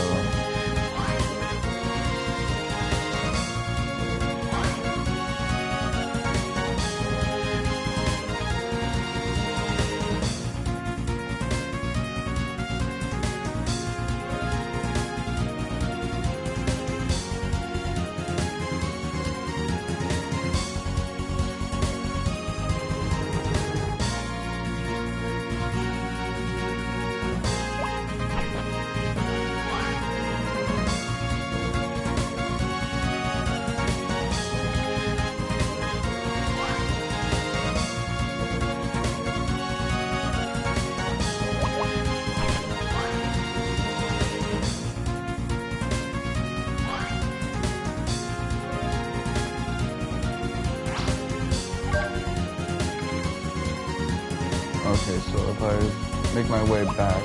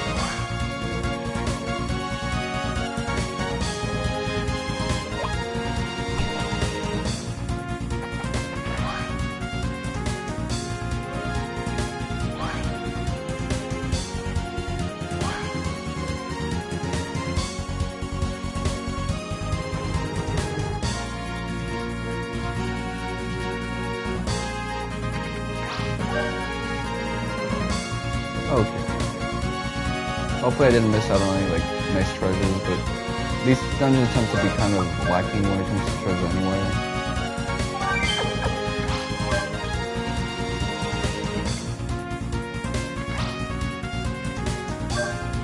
Oh, returning, yeah.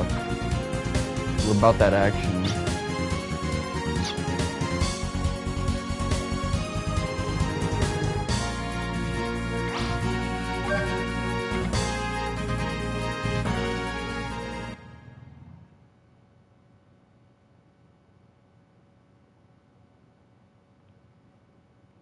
Vinsfeld.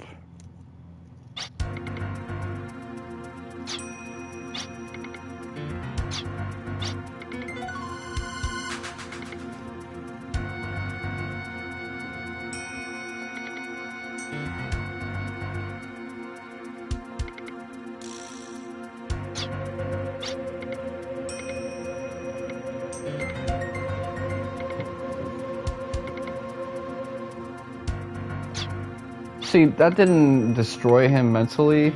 It just got him tight. Like, damn, I was gonna hit that.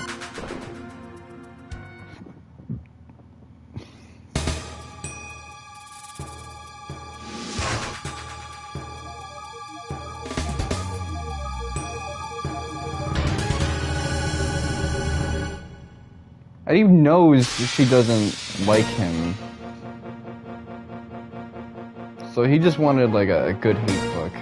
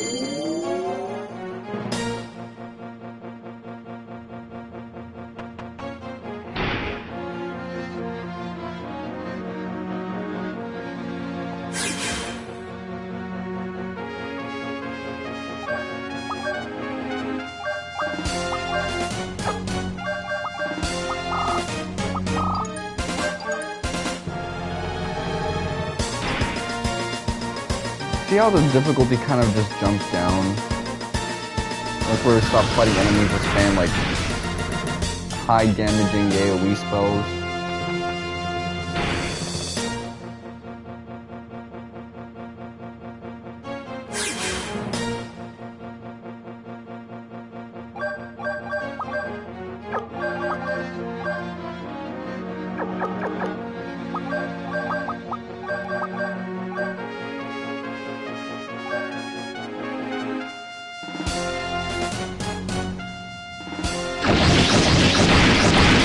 Okay, that's probably gonna deal a wallop.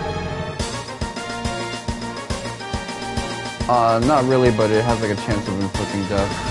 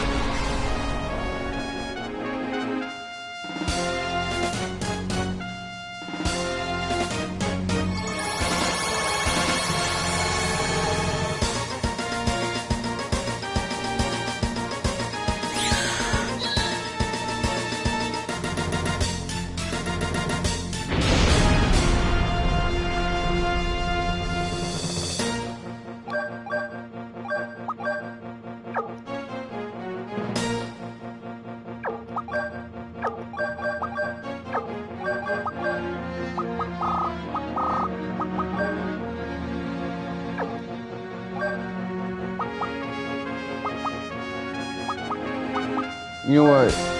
Heal Ashley.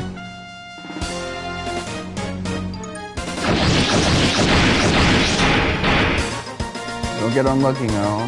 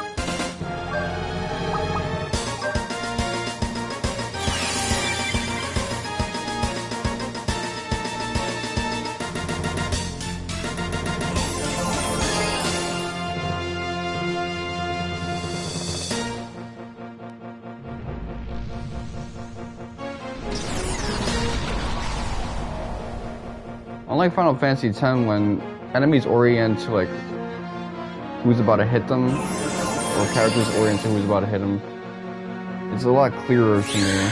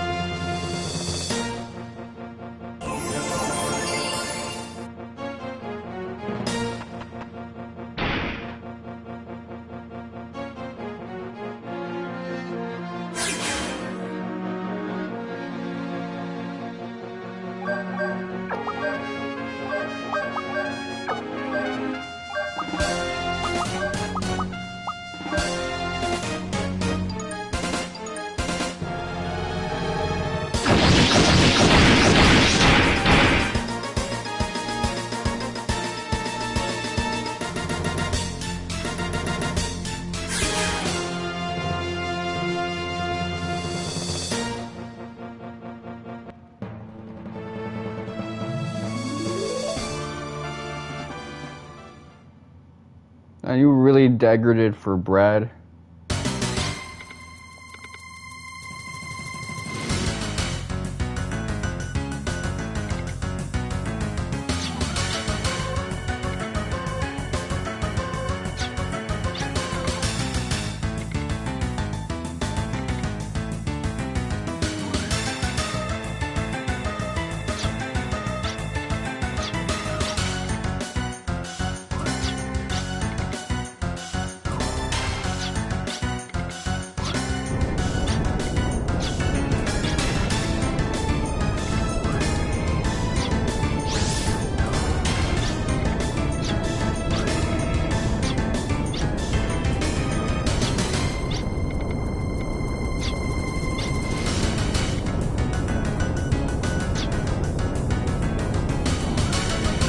I wonder if they're gonna hit me with a time limit.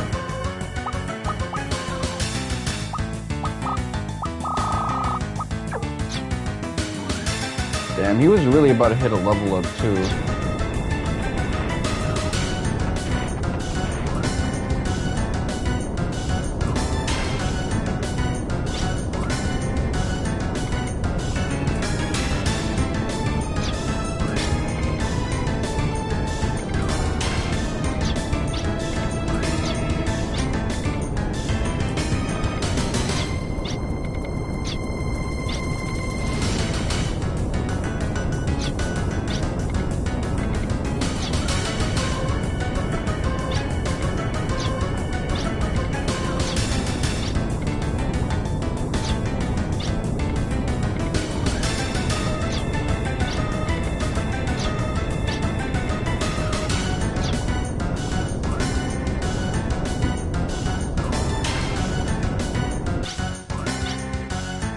Alright, let's see.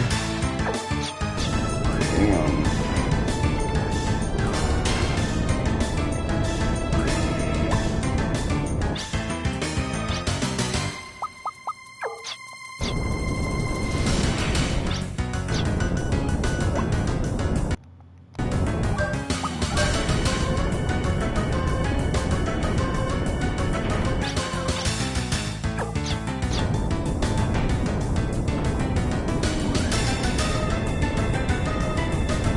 Did me dirty.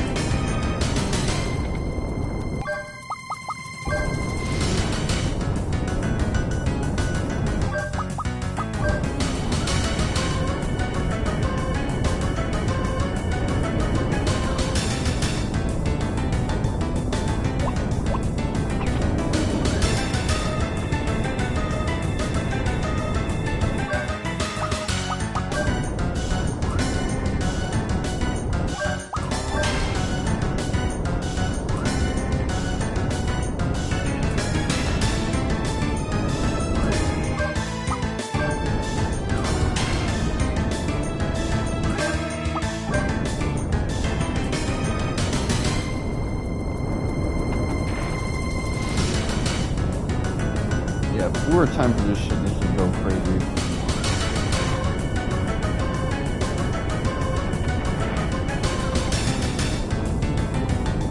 I was trying to save my resources with that fight too.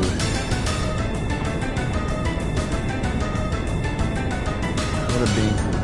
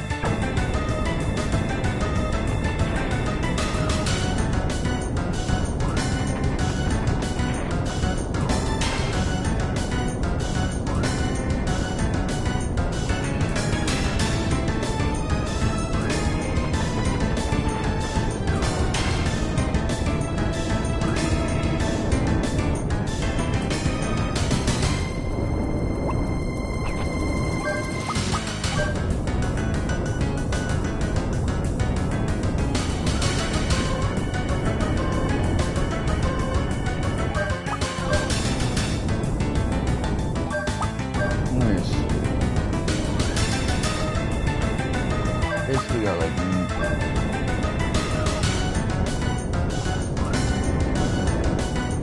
oh, I don't want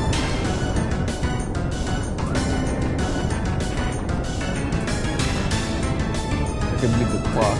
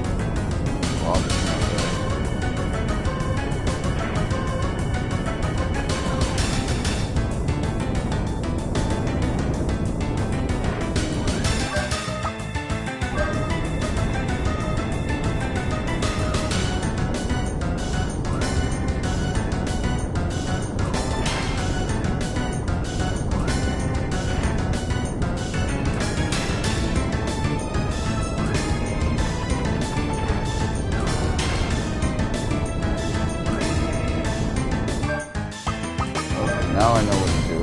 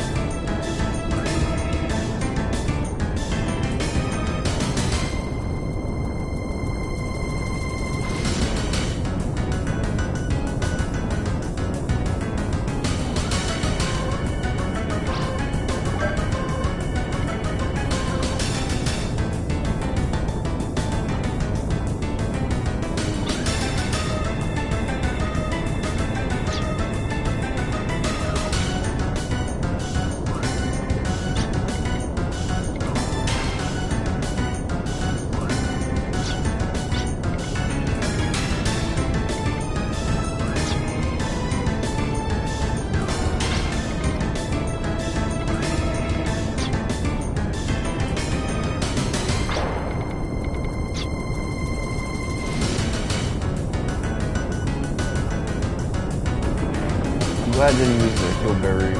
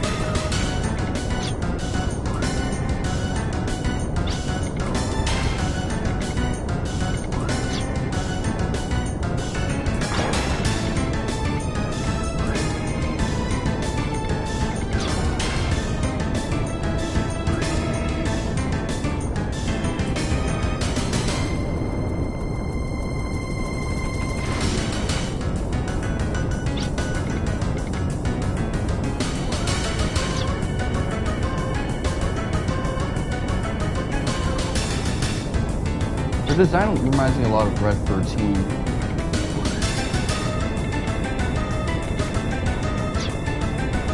Okay, so her middle ear must be strong as hell. She must have, like, felt it right there.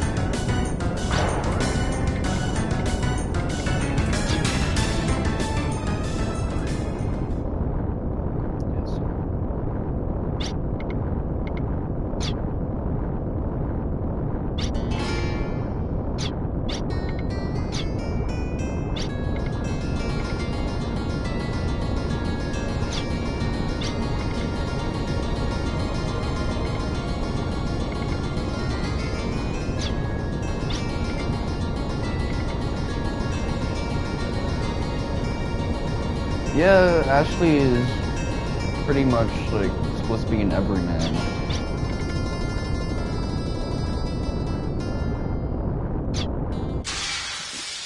He's 19, but he's so dead core. I guess that's what happens when you have your OTP at an early age.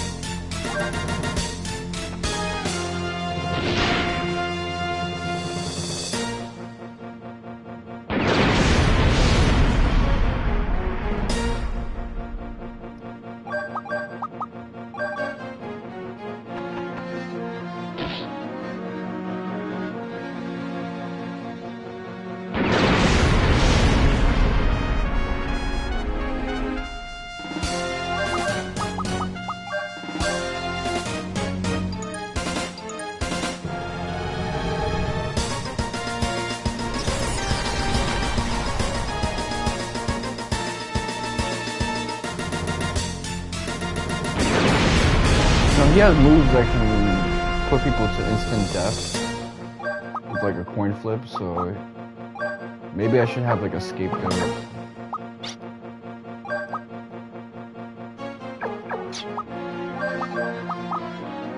Well, I have a gimbal coin if anything.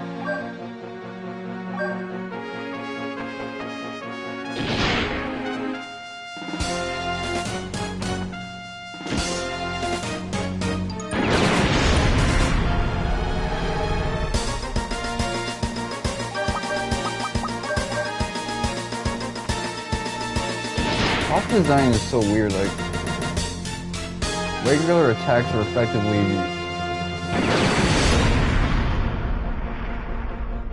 just like a resource to like not have to worry about defense or recovery. Just focus on offense in the next round. even when your defense isn't really maxed out, like mine isn't maxed out,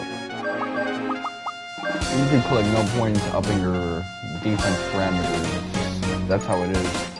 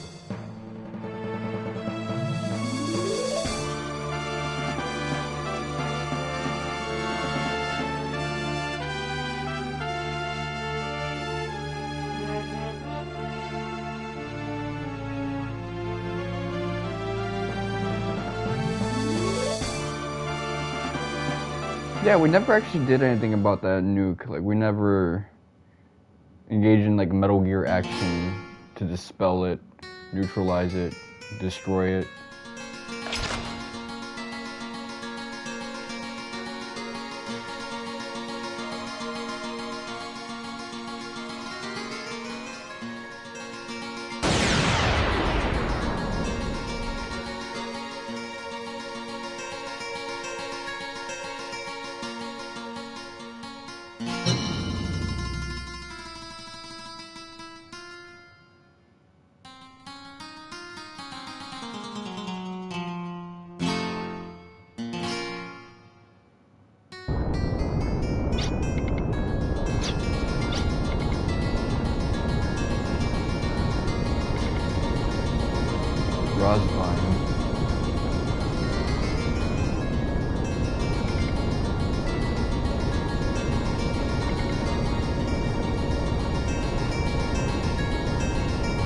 I mean, it's just a nuke.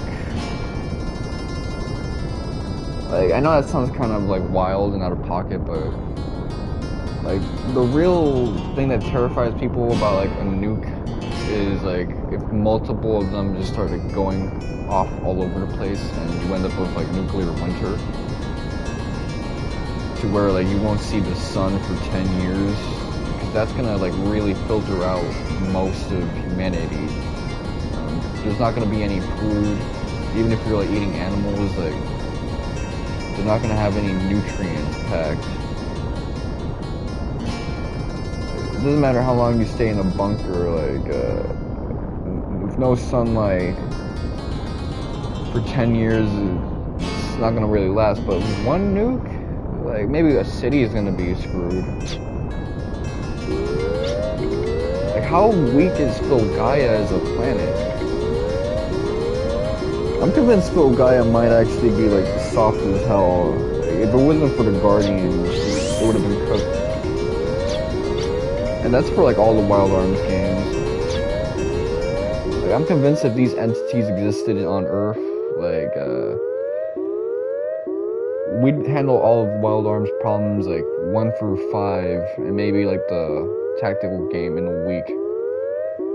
Cause man, like Earth just seems wild soft right now. It smells like bitch in here.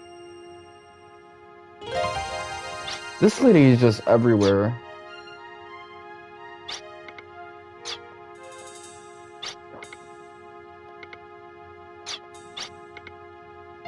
She just feels like a self-insert character. Always having guest appearances.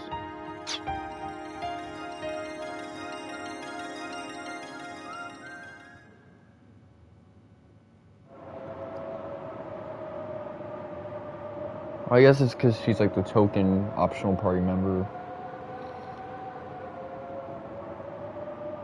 They want to let you know, like, hey, she exists You want to recruit her. She's practically a part of the team anyway. Yeah, because Ashley, really winked and nudged to you guys. Hey, everybody, get back together.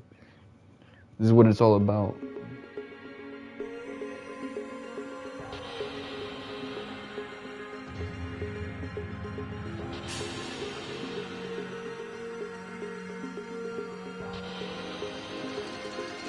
It's like an anime FMV.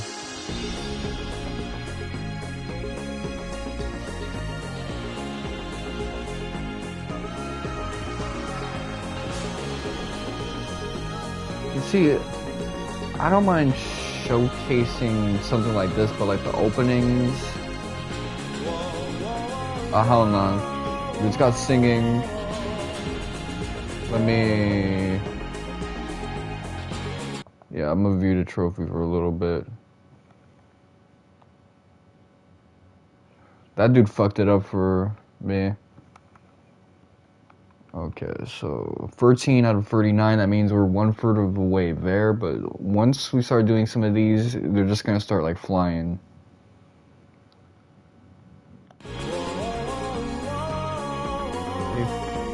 What is this song, by the way? This is like television commercial-ass music.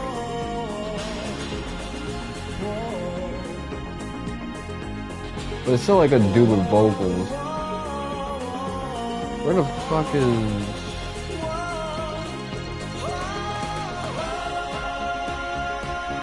View outro. You know what I'm gonna do? I'm gonna mute the mic.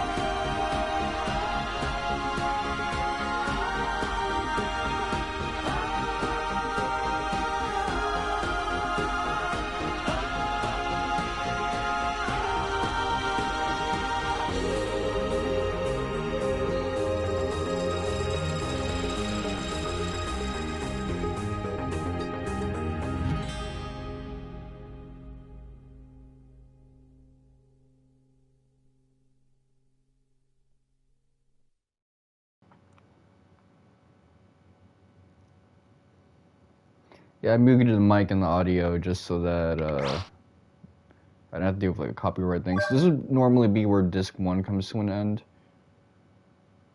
And you'd basically just like now you get like a different anime opening. And like a different like closing card.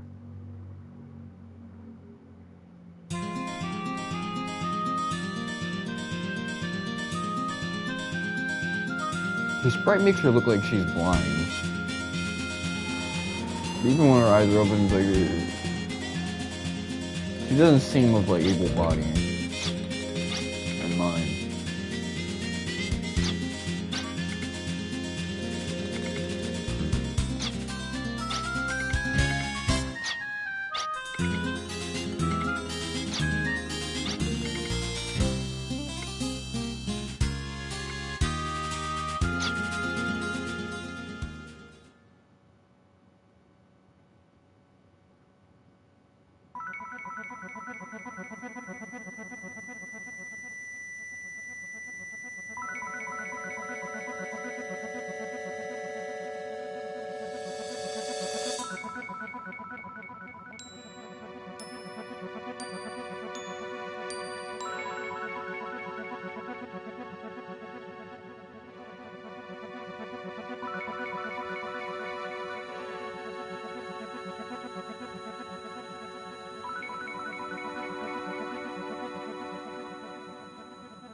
Anastasia.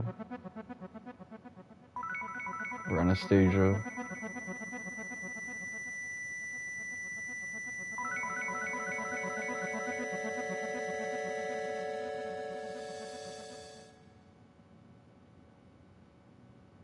Yeah, somehow this dude's in the vacuum of space, but he hasn't exploded.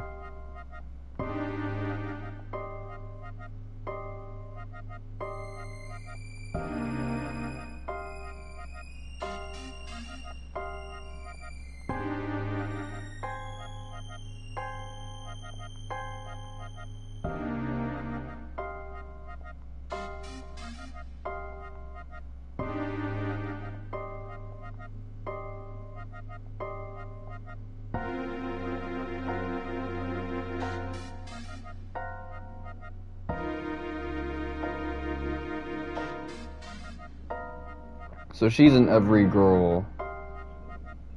Just like he's an every man. They're both just basic.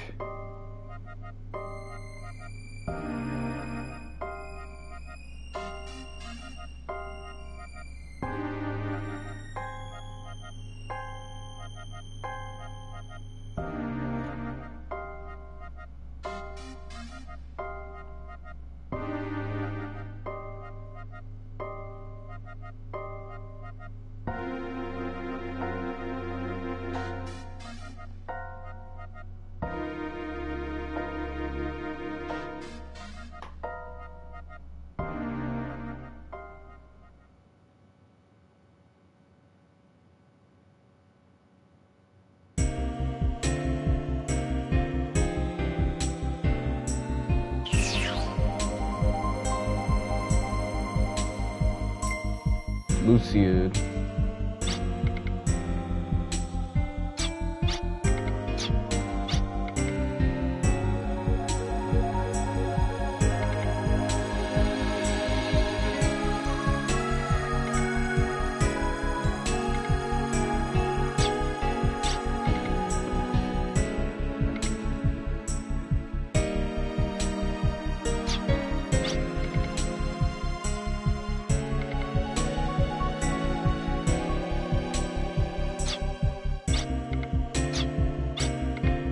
So this is when the translation starts to get a bit wonky, once they get out of the political subplot.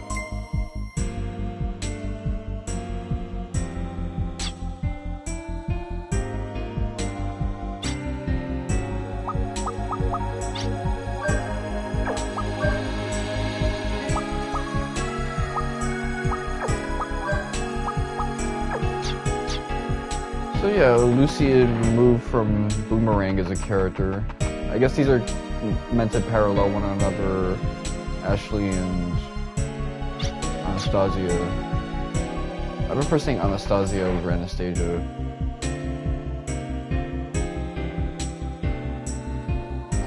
Maribel.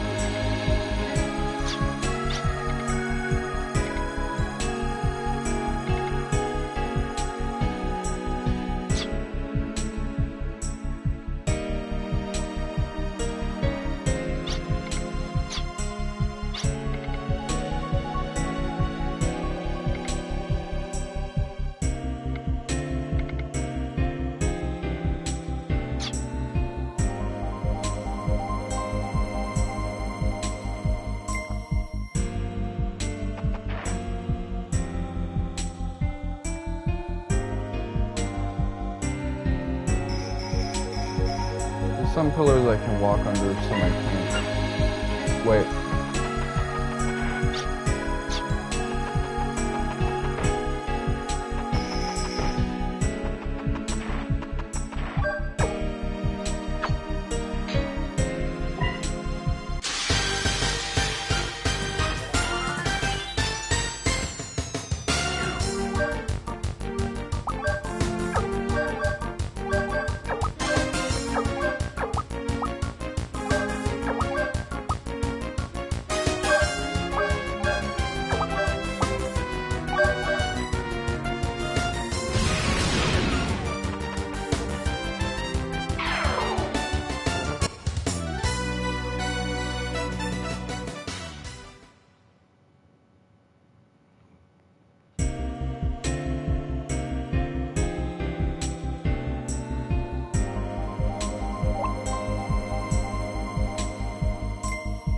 Like, I'd have to read it slowly due to the translation, but like, I can't tell if this is supposed to be like a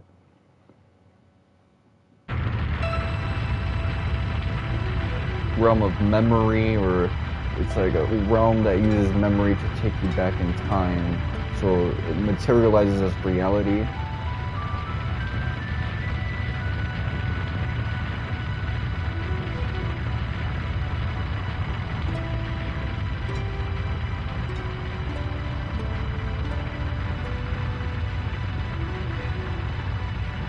Yeah, she never killed Lord Blazer, she sealed him.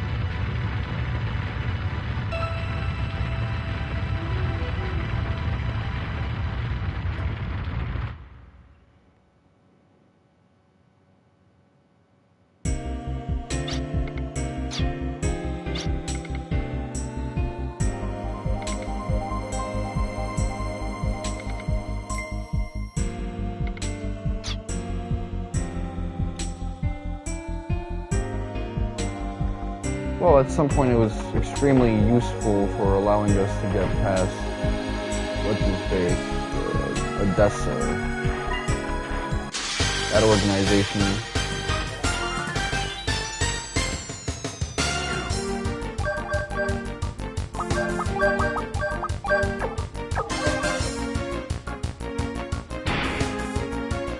The default attack looks pretty good.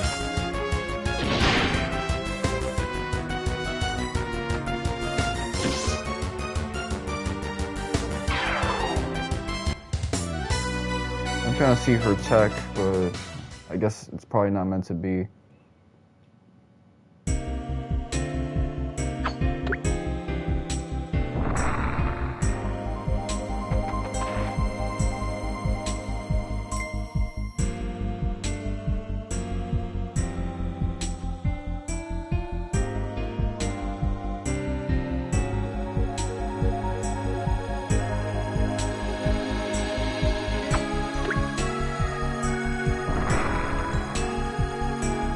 Let me try to say something to her.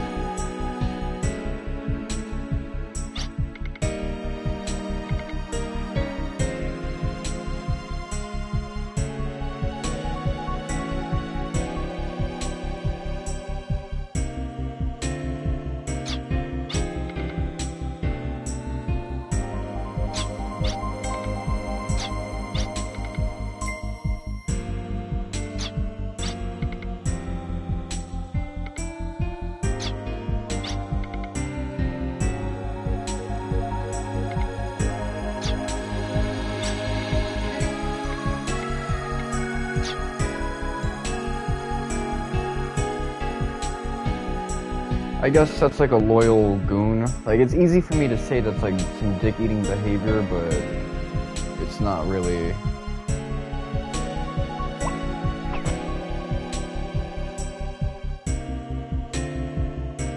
She's just being loyal to her homie, who's like, they're trying to save the world together, which is a good thing.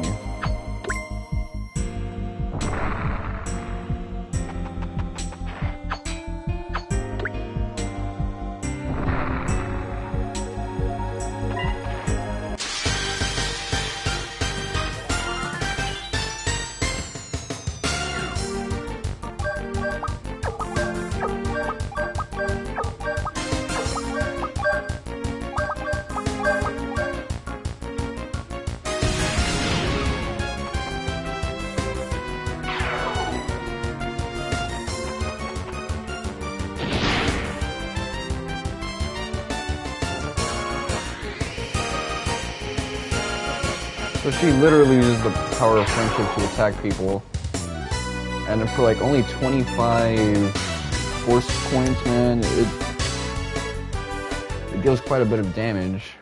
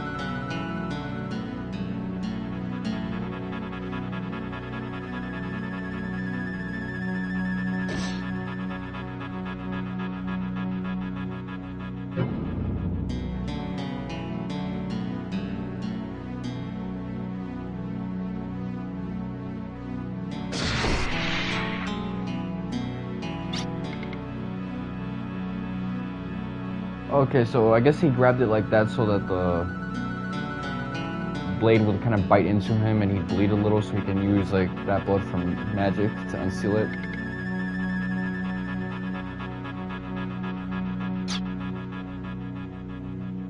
The whole time I thought it was Canon who was like related to her, but it was like this dude.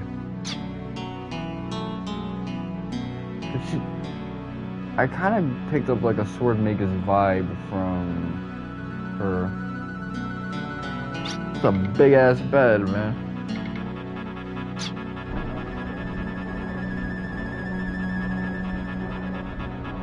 This guy thinks he's the main character as well.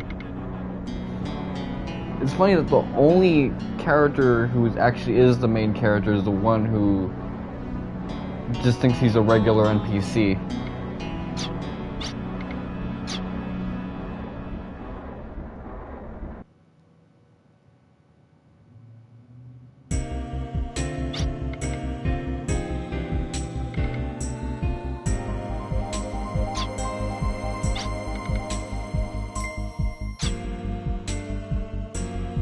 I mean, Tim was meant to be that, essentially.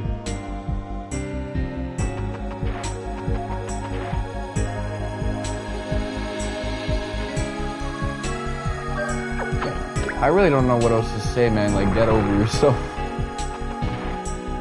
You weren't chosen for the sword.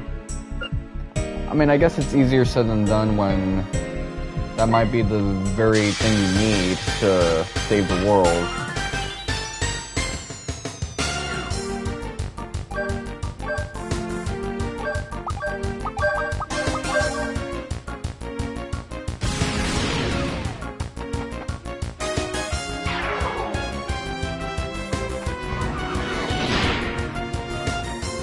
I guess the translation really takes a hit here because this is the point where instead of it being like a political subplot on easy mode, it's hitting you with oodles of lore about time, space, memories,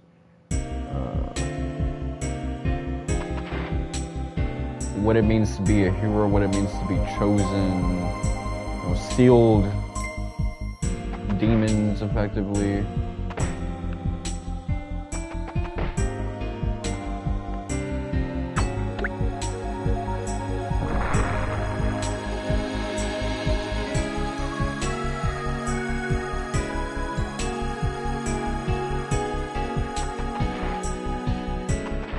I feel like we're supposed to talk to her, but I have like no means of getting up there from here.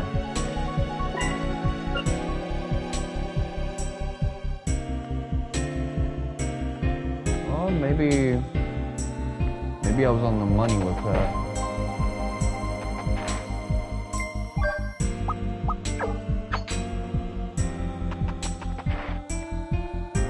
Well, I only got 2 tools on me with Ashley, and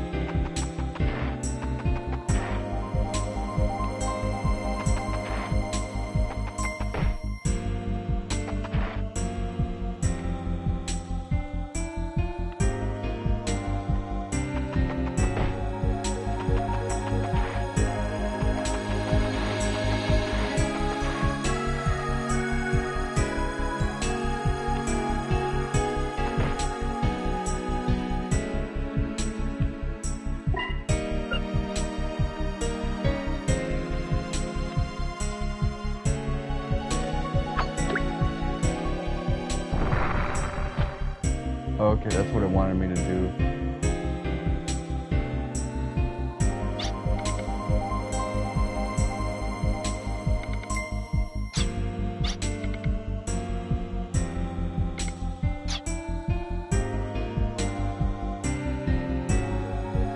Okay, so Maribel, I guess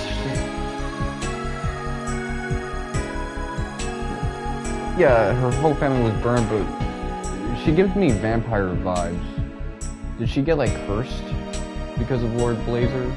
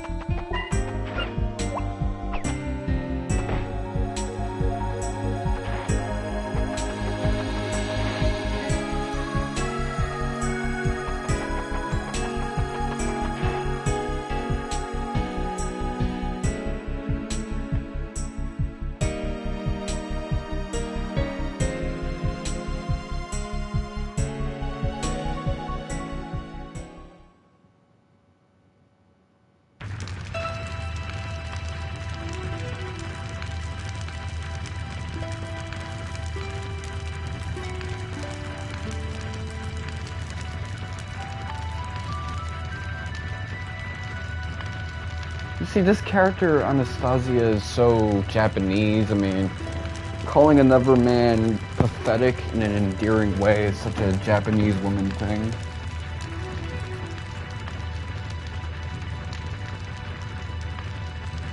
Yeah, my battery is almost fried for my Sully. And eating good food, that's such a Japanese phrase.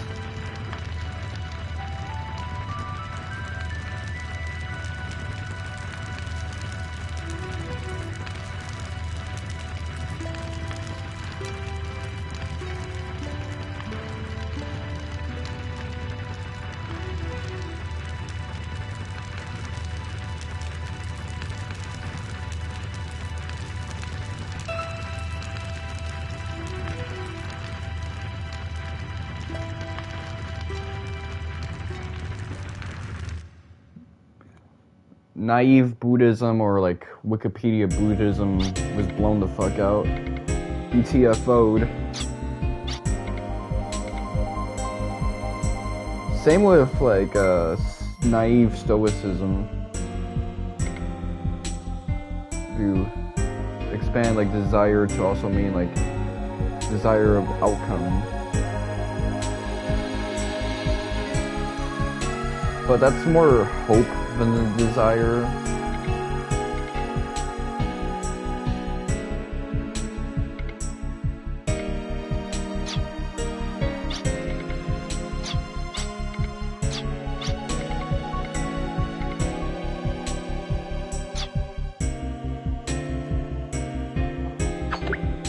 Yes, I still want to go back to Filgaia. No, I'm gonna stay here in this timeless realm. No GF, no like say for like what can happen to my homies. Like they could be like screwed and I can't do anything about it. No entertainment.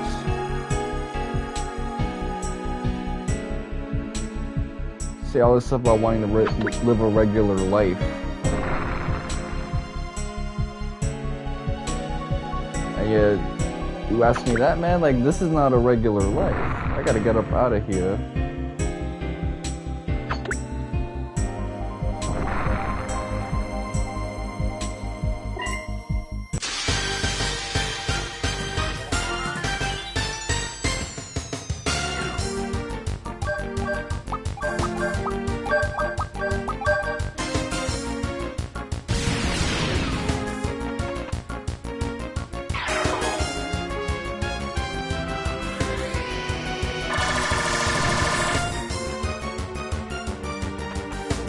So some people have said that disc 2 is just as long as disc 1, and I think that's some BS. Maybe if you do all the optional content, I wouldn't doubt that, but just like the core content can't possibly match up.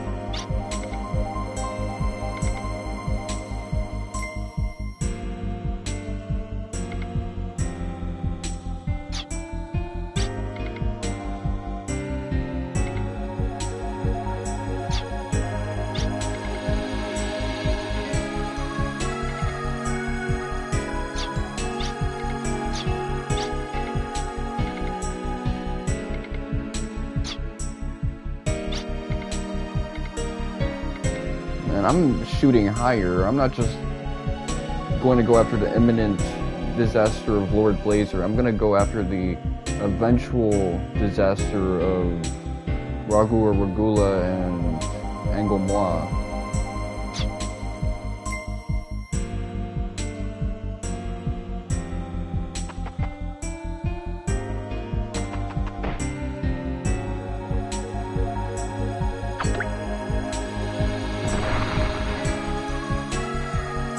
I'm shooting for the moon.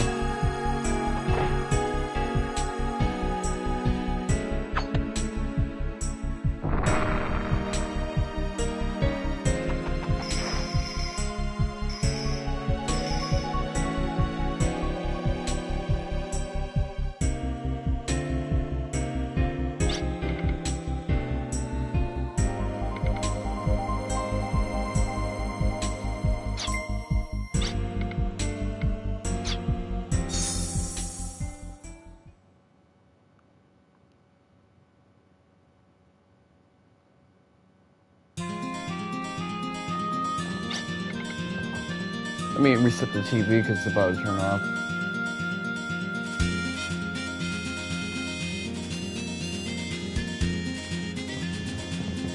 I can't play this game for much longer now because my cell phone is about to blow up, but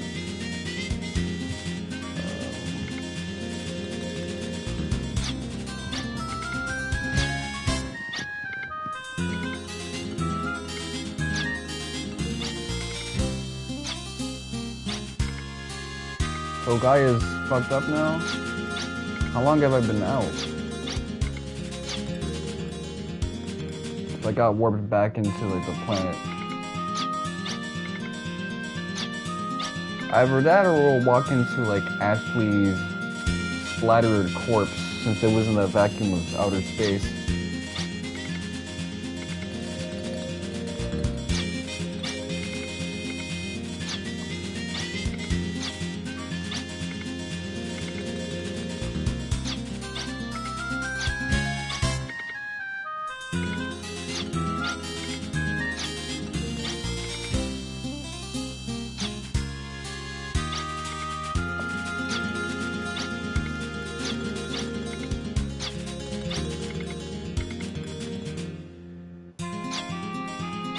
Yeah, she doesn't really have confidence in her cognitive abilities.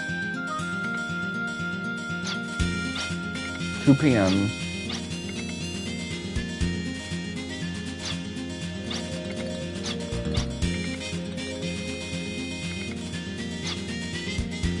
I'm thinking like less than 1%. If he's saying so low, he doesn't want to like tell you.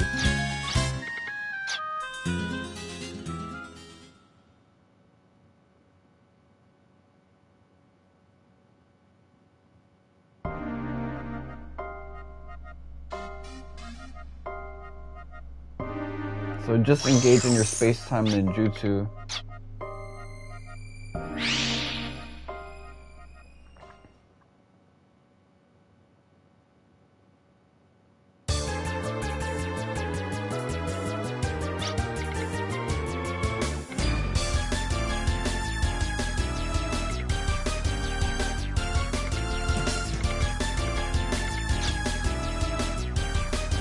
I assume it's gonna be the same as before.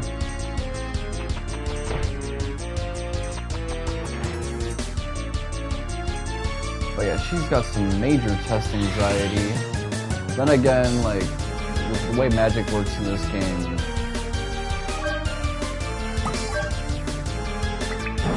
it doesn't surprise me that she'll be like reticent, like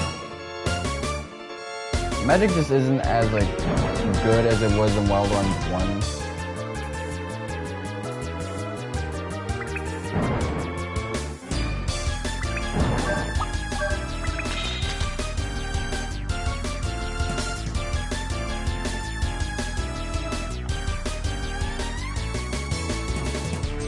Okay, so what am I supposed to do?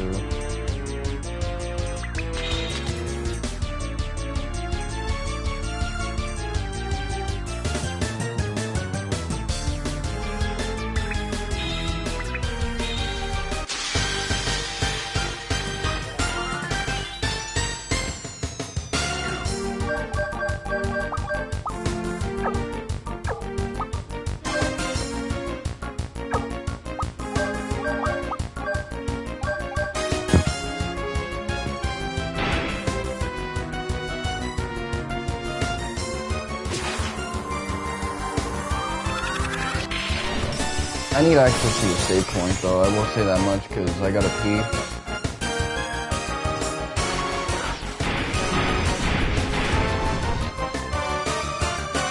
Like, we got another MacGuffin dungeon to go through after this, and then it's like the final dungeon, and that's like the main campaign. But not before the story completely implodes on itself due to the translation.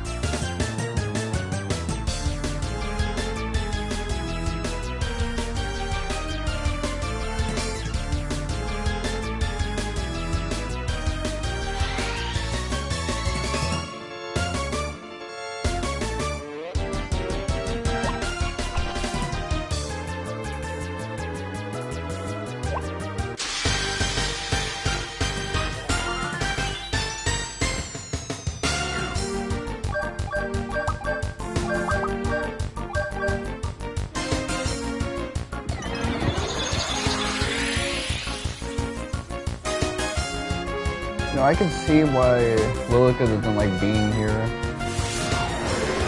It's like you're trapped in like this intelligence puzzle.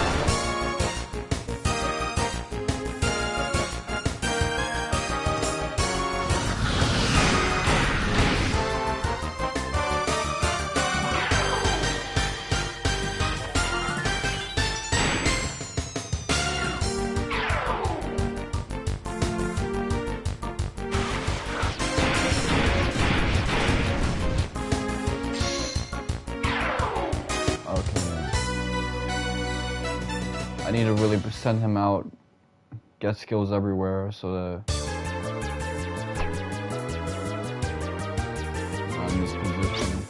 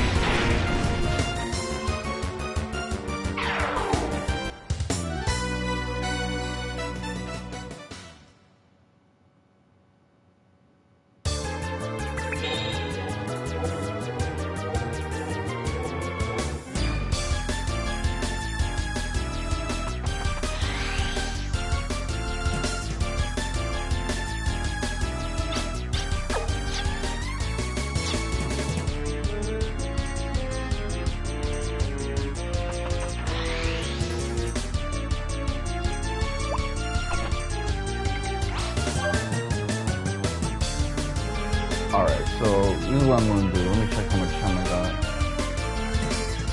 Put in time on this game. Let me check the battery on my Sully.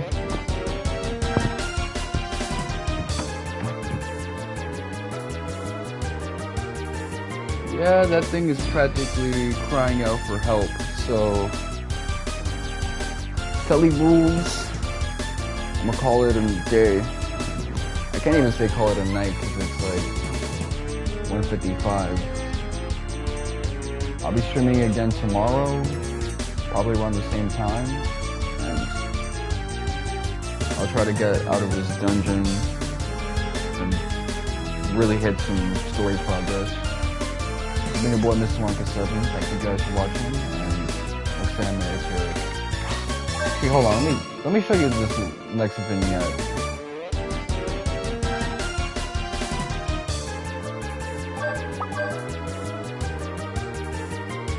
Closing card.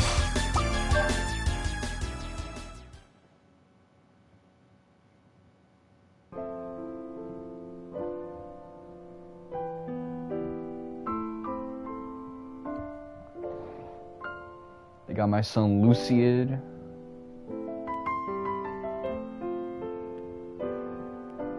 Anastasia.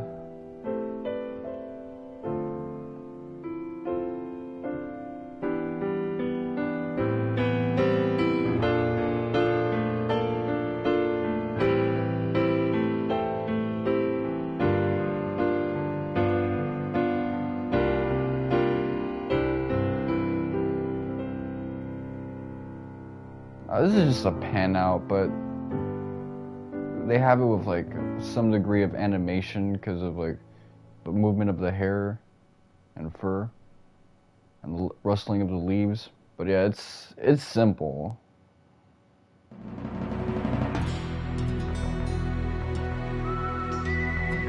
You ever when it was like just a bunch of still images but it was like multiple, like a slideshow. Like this is not a slideshow, this is more like a GIF.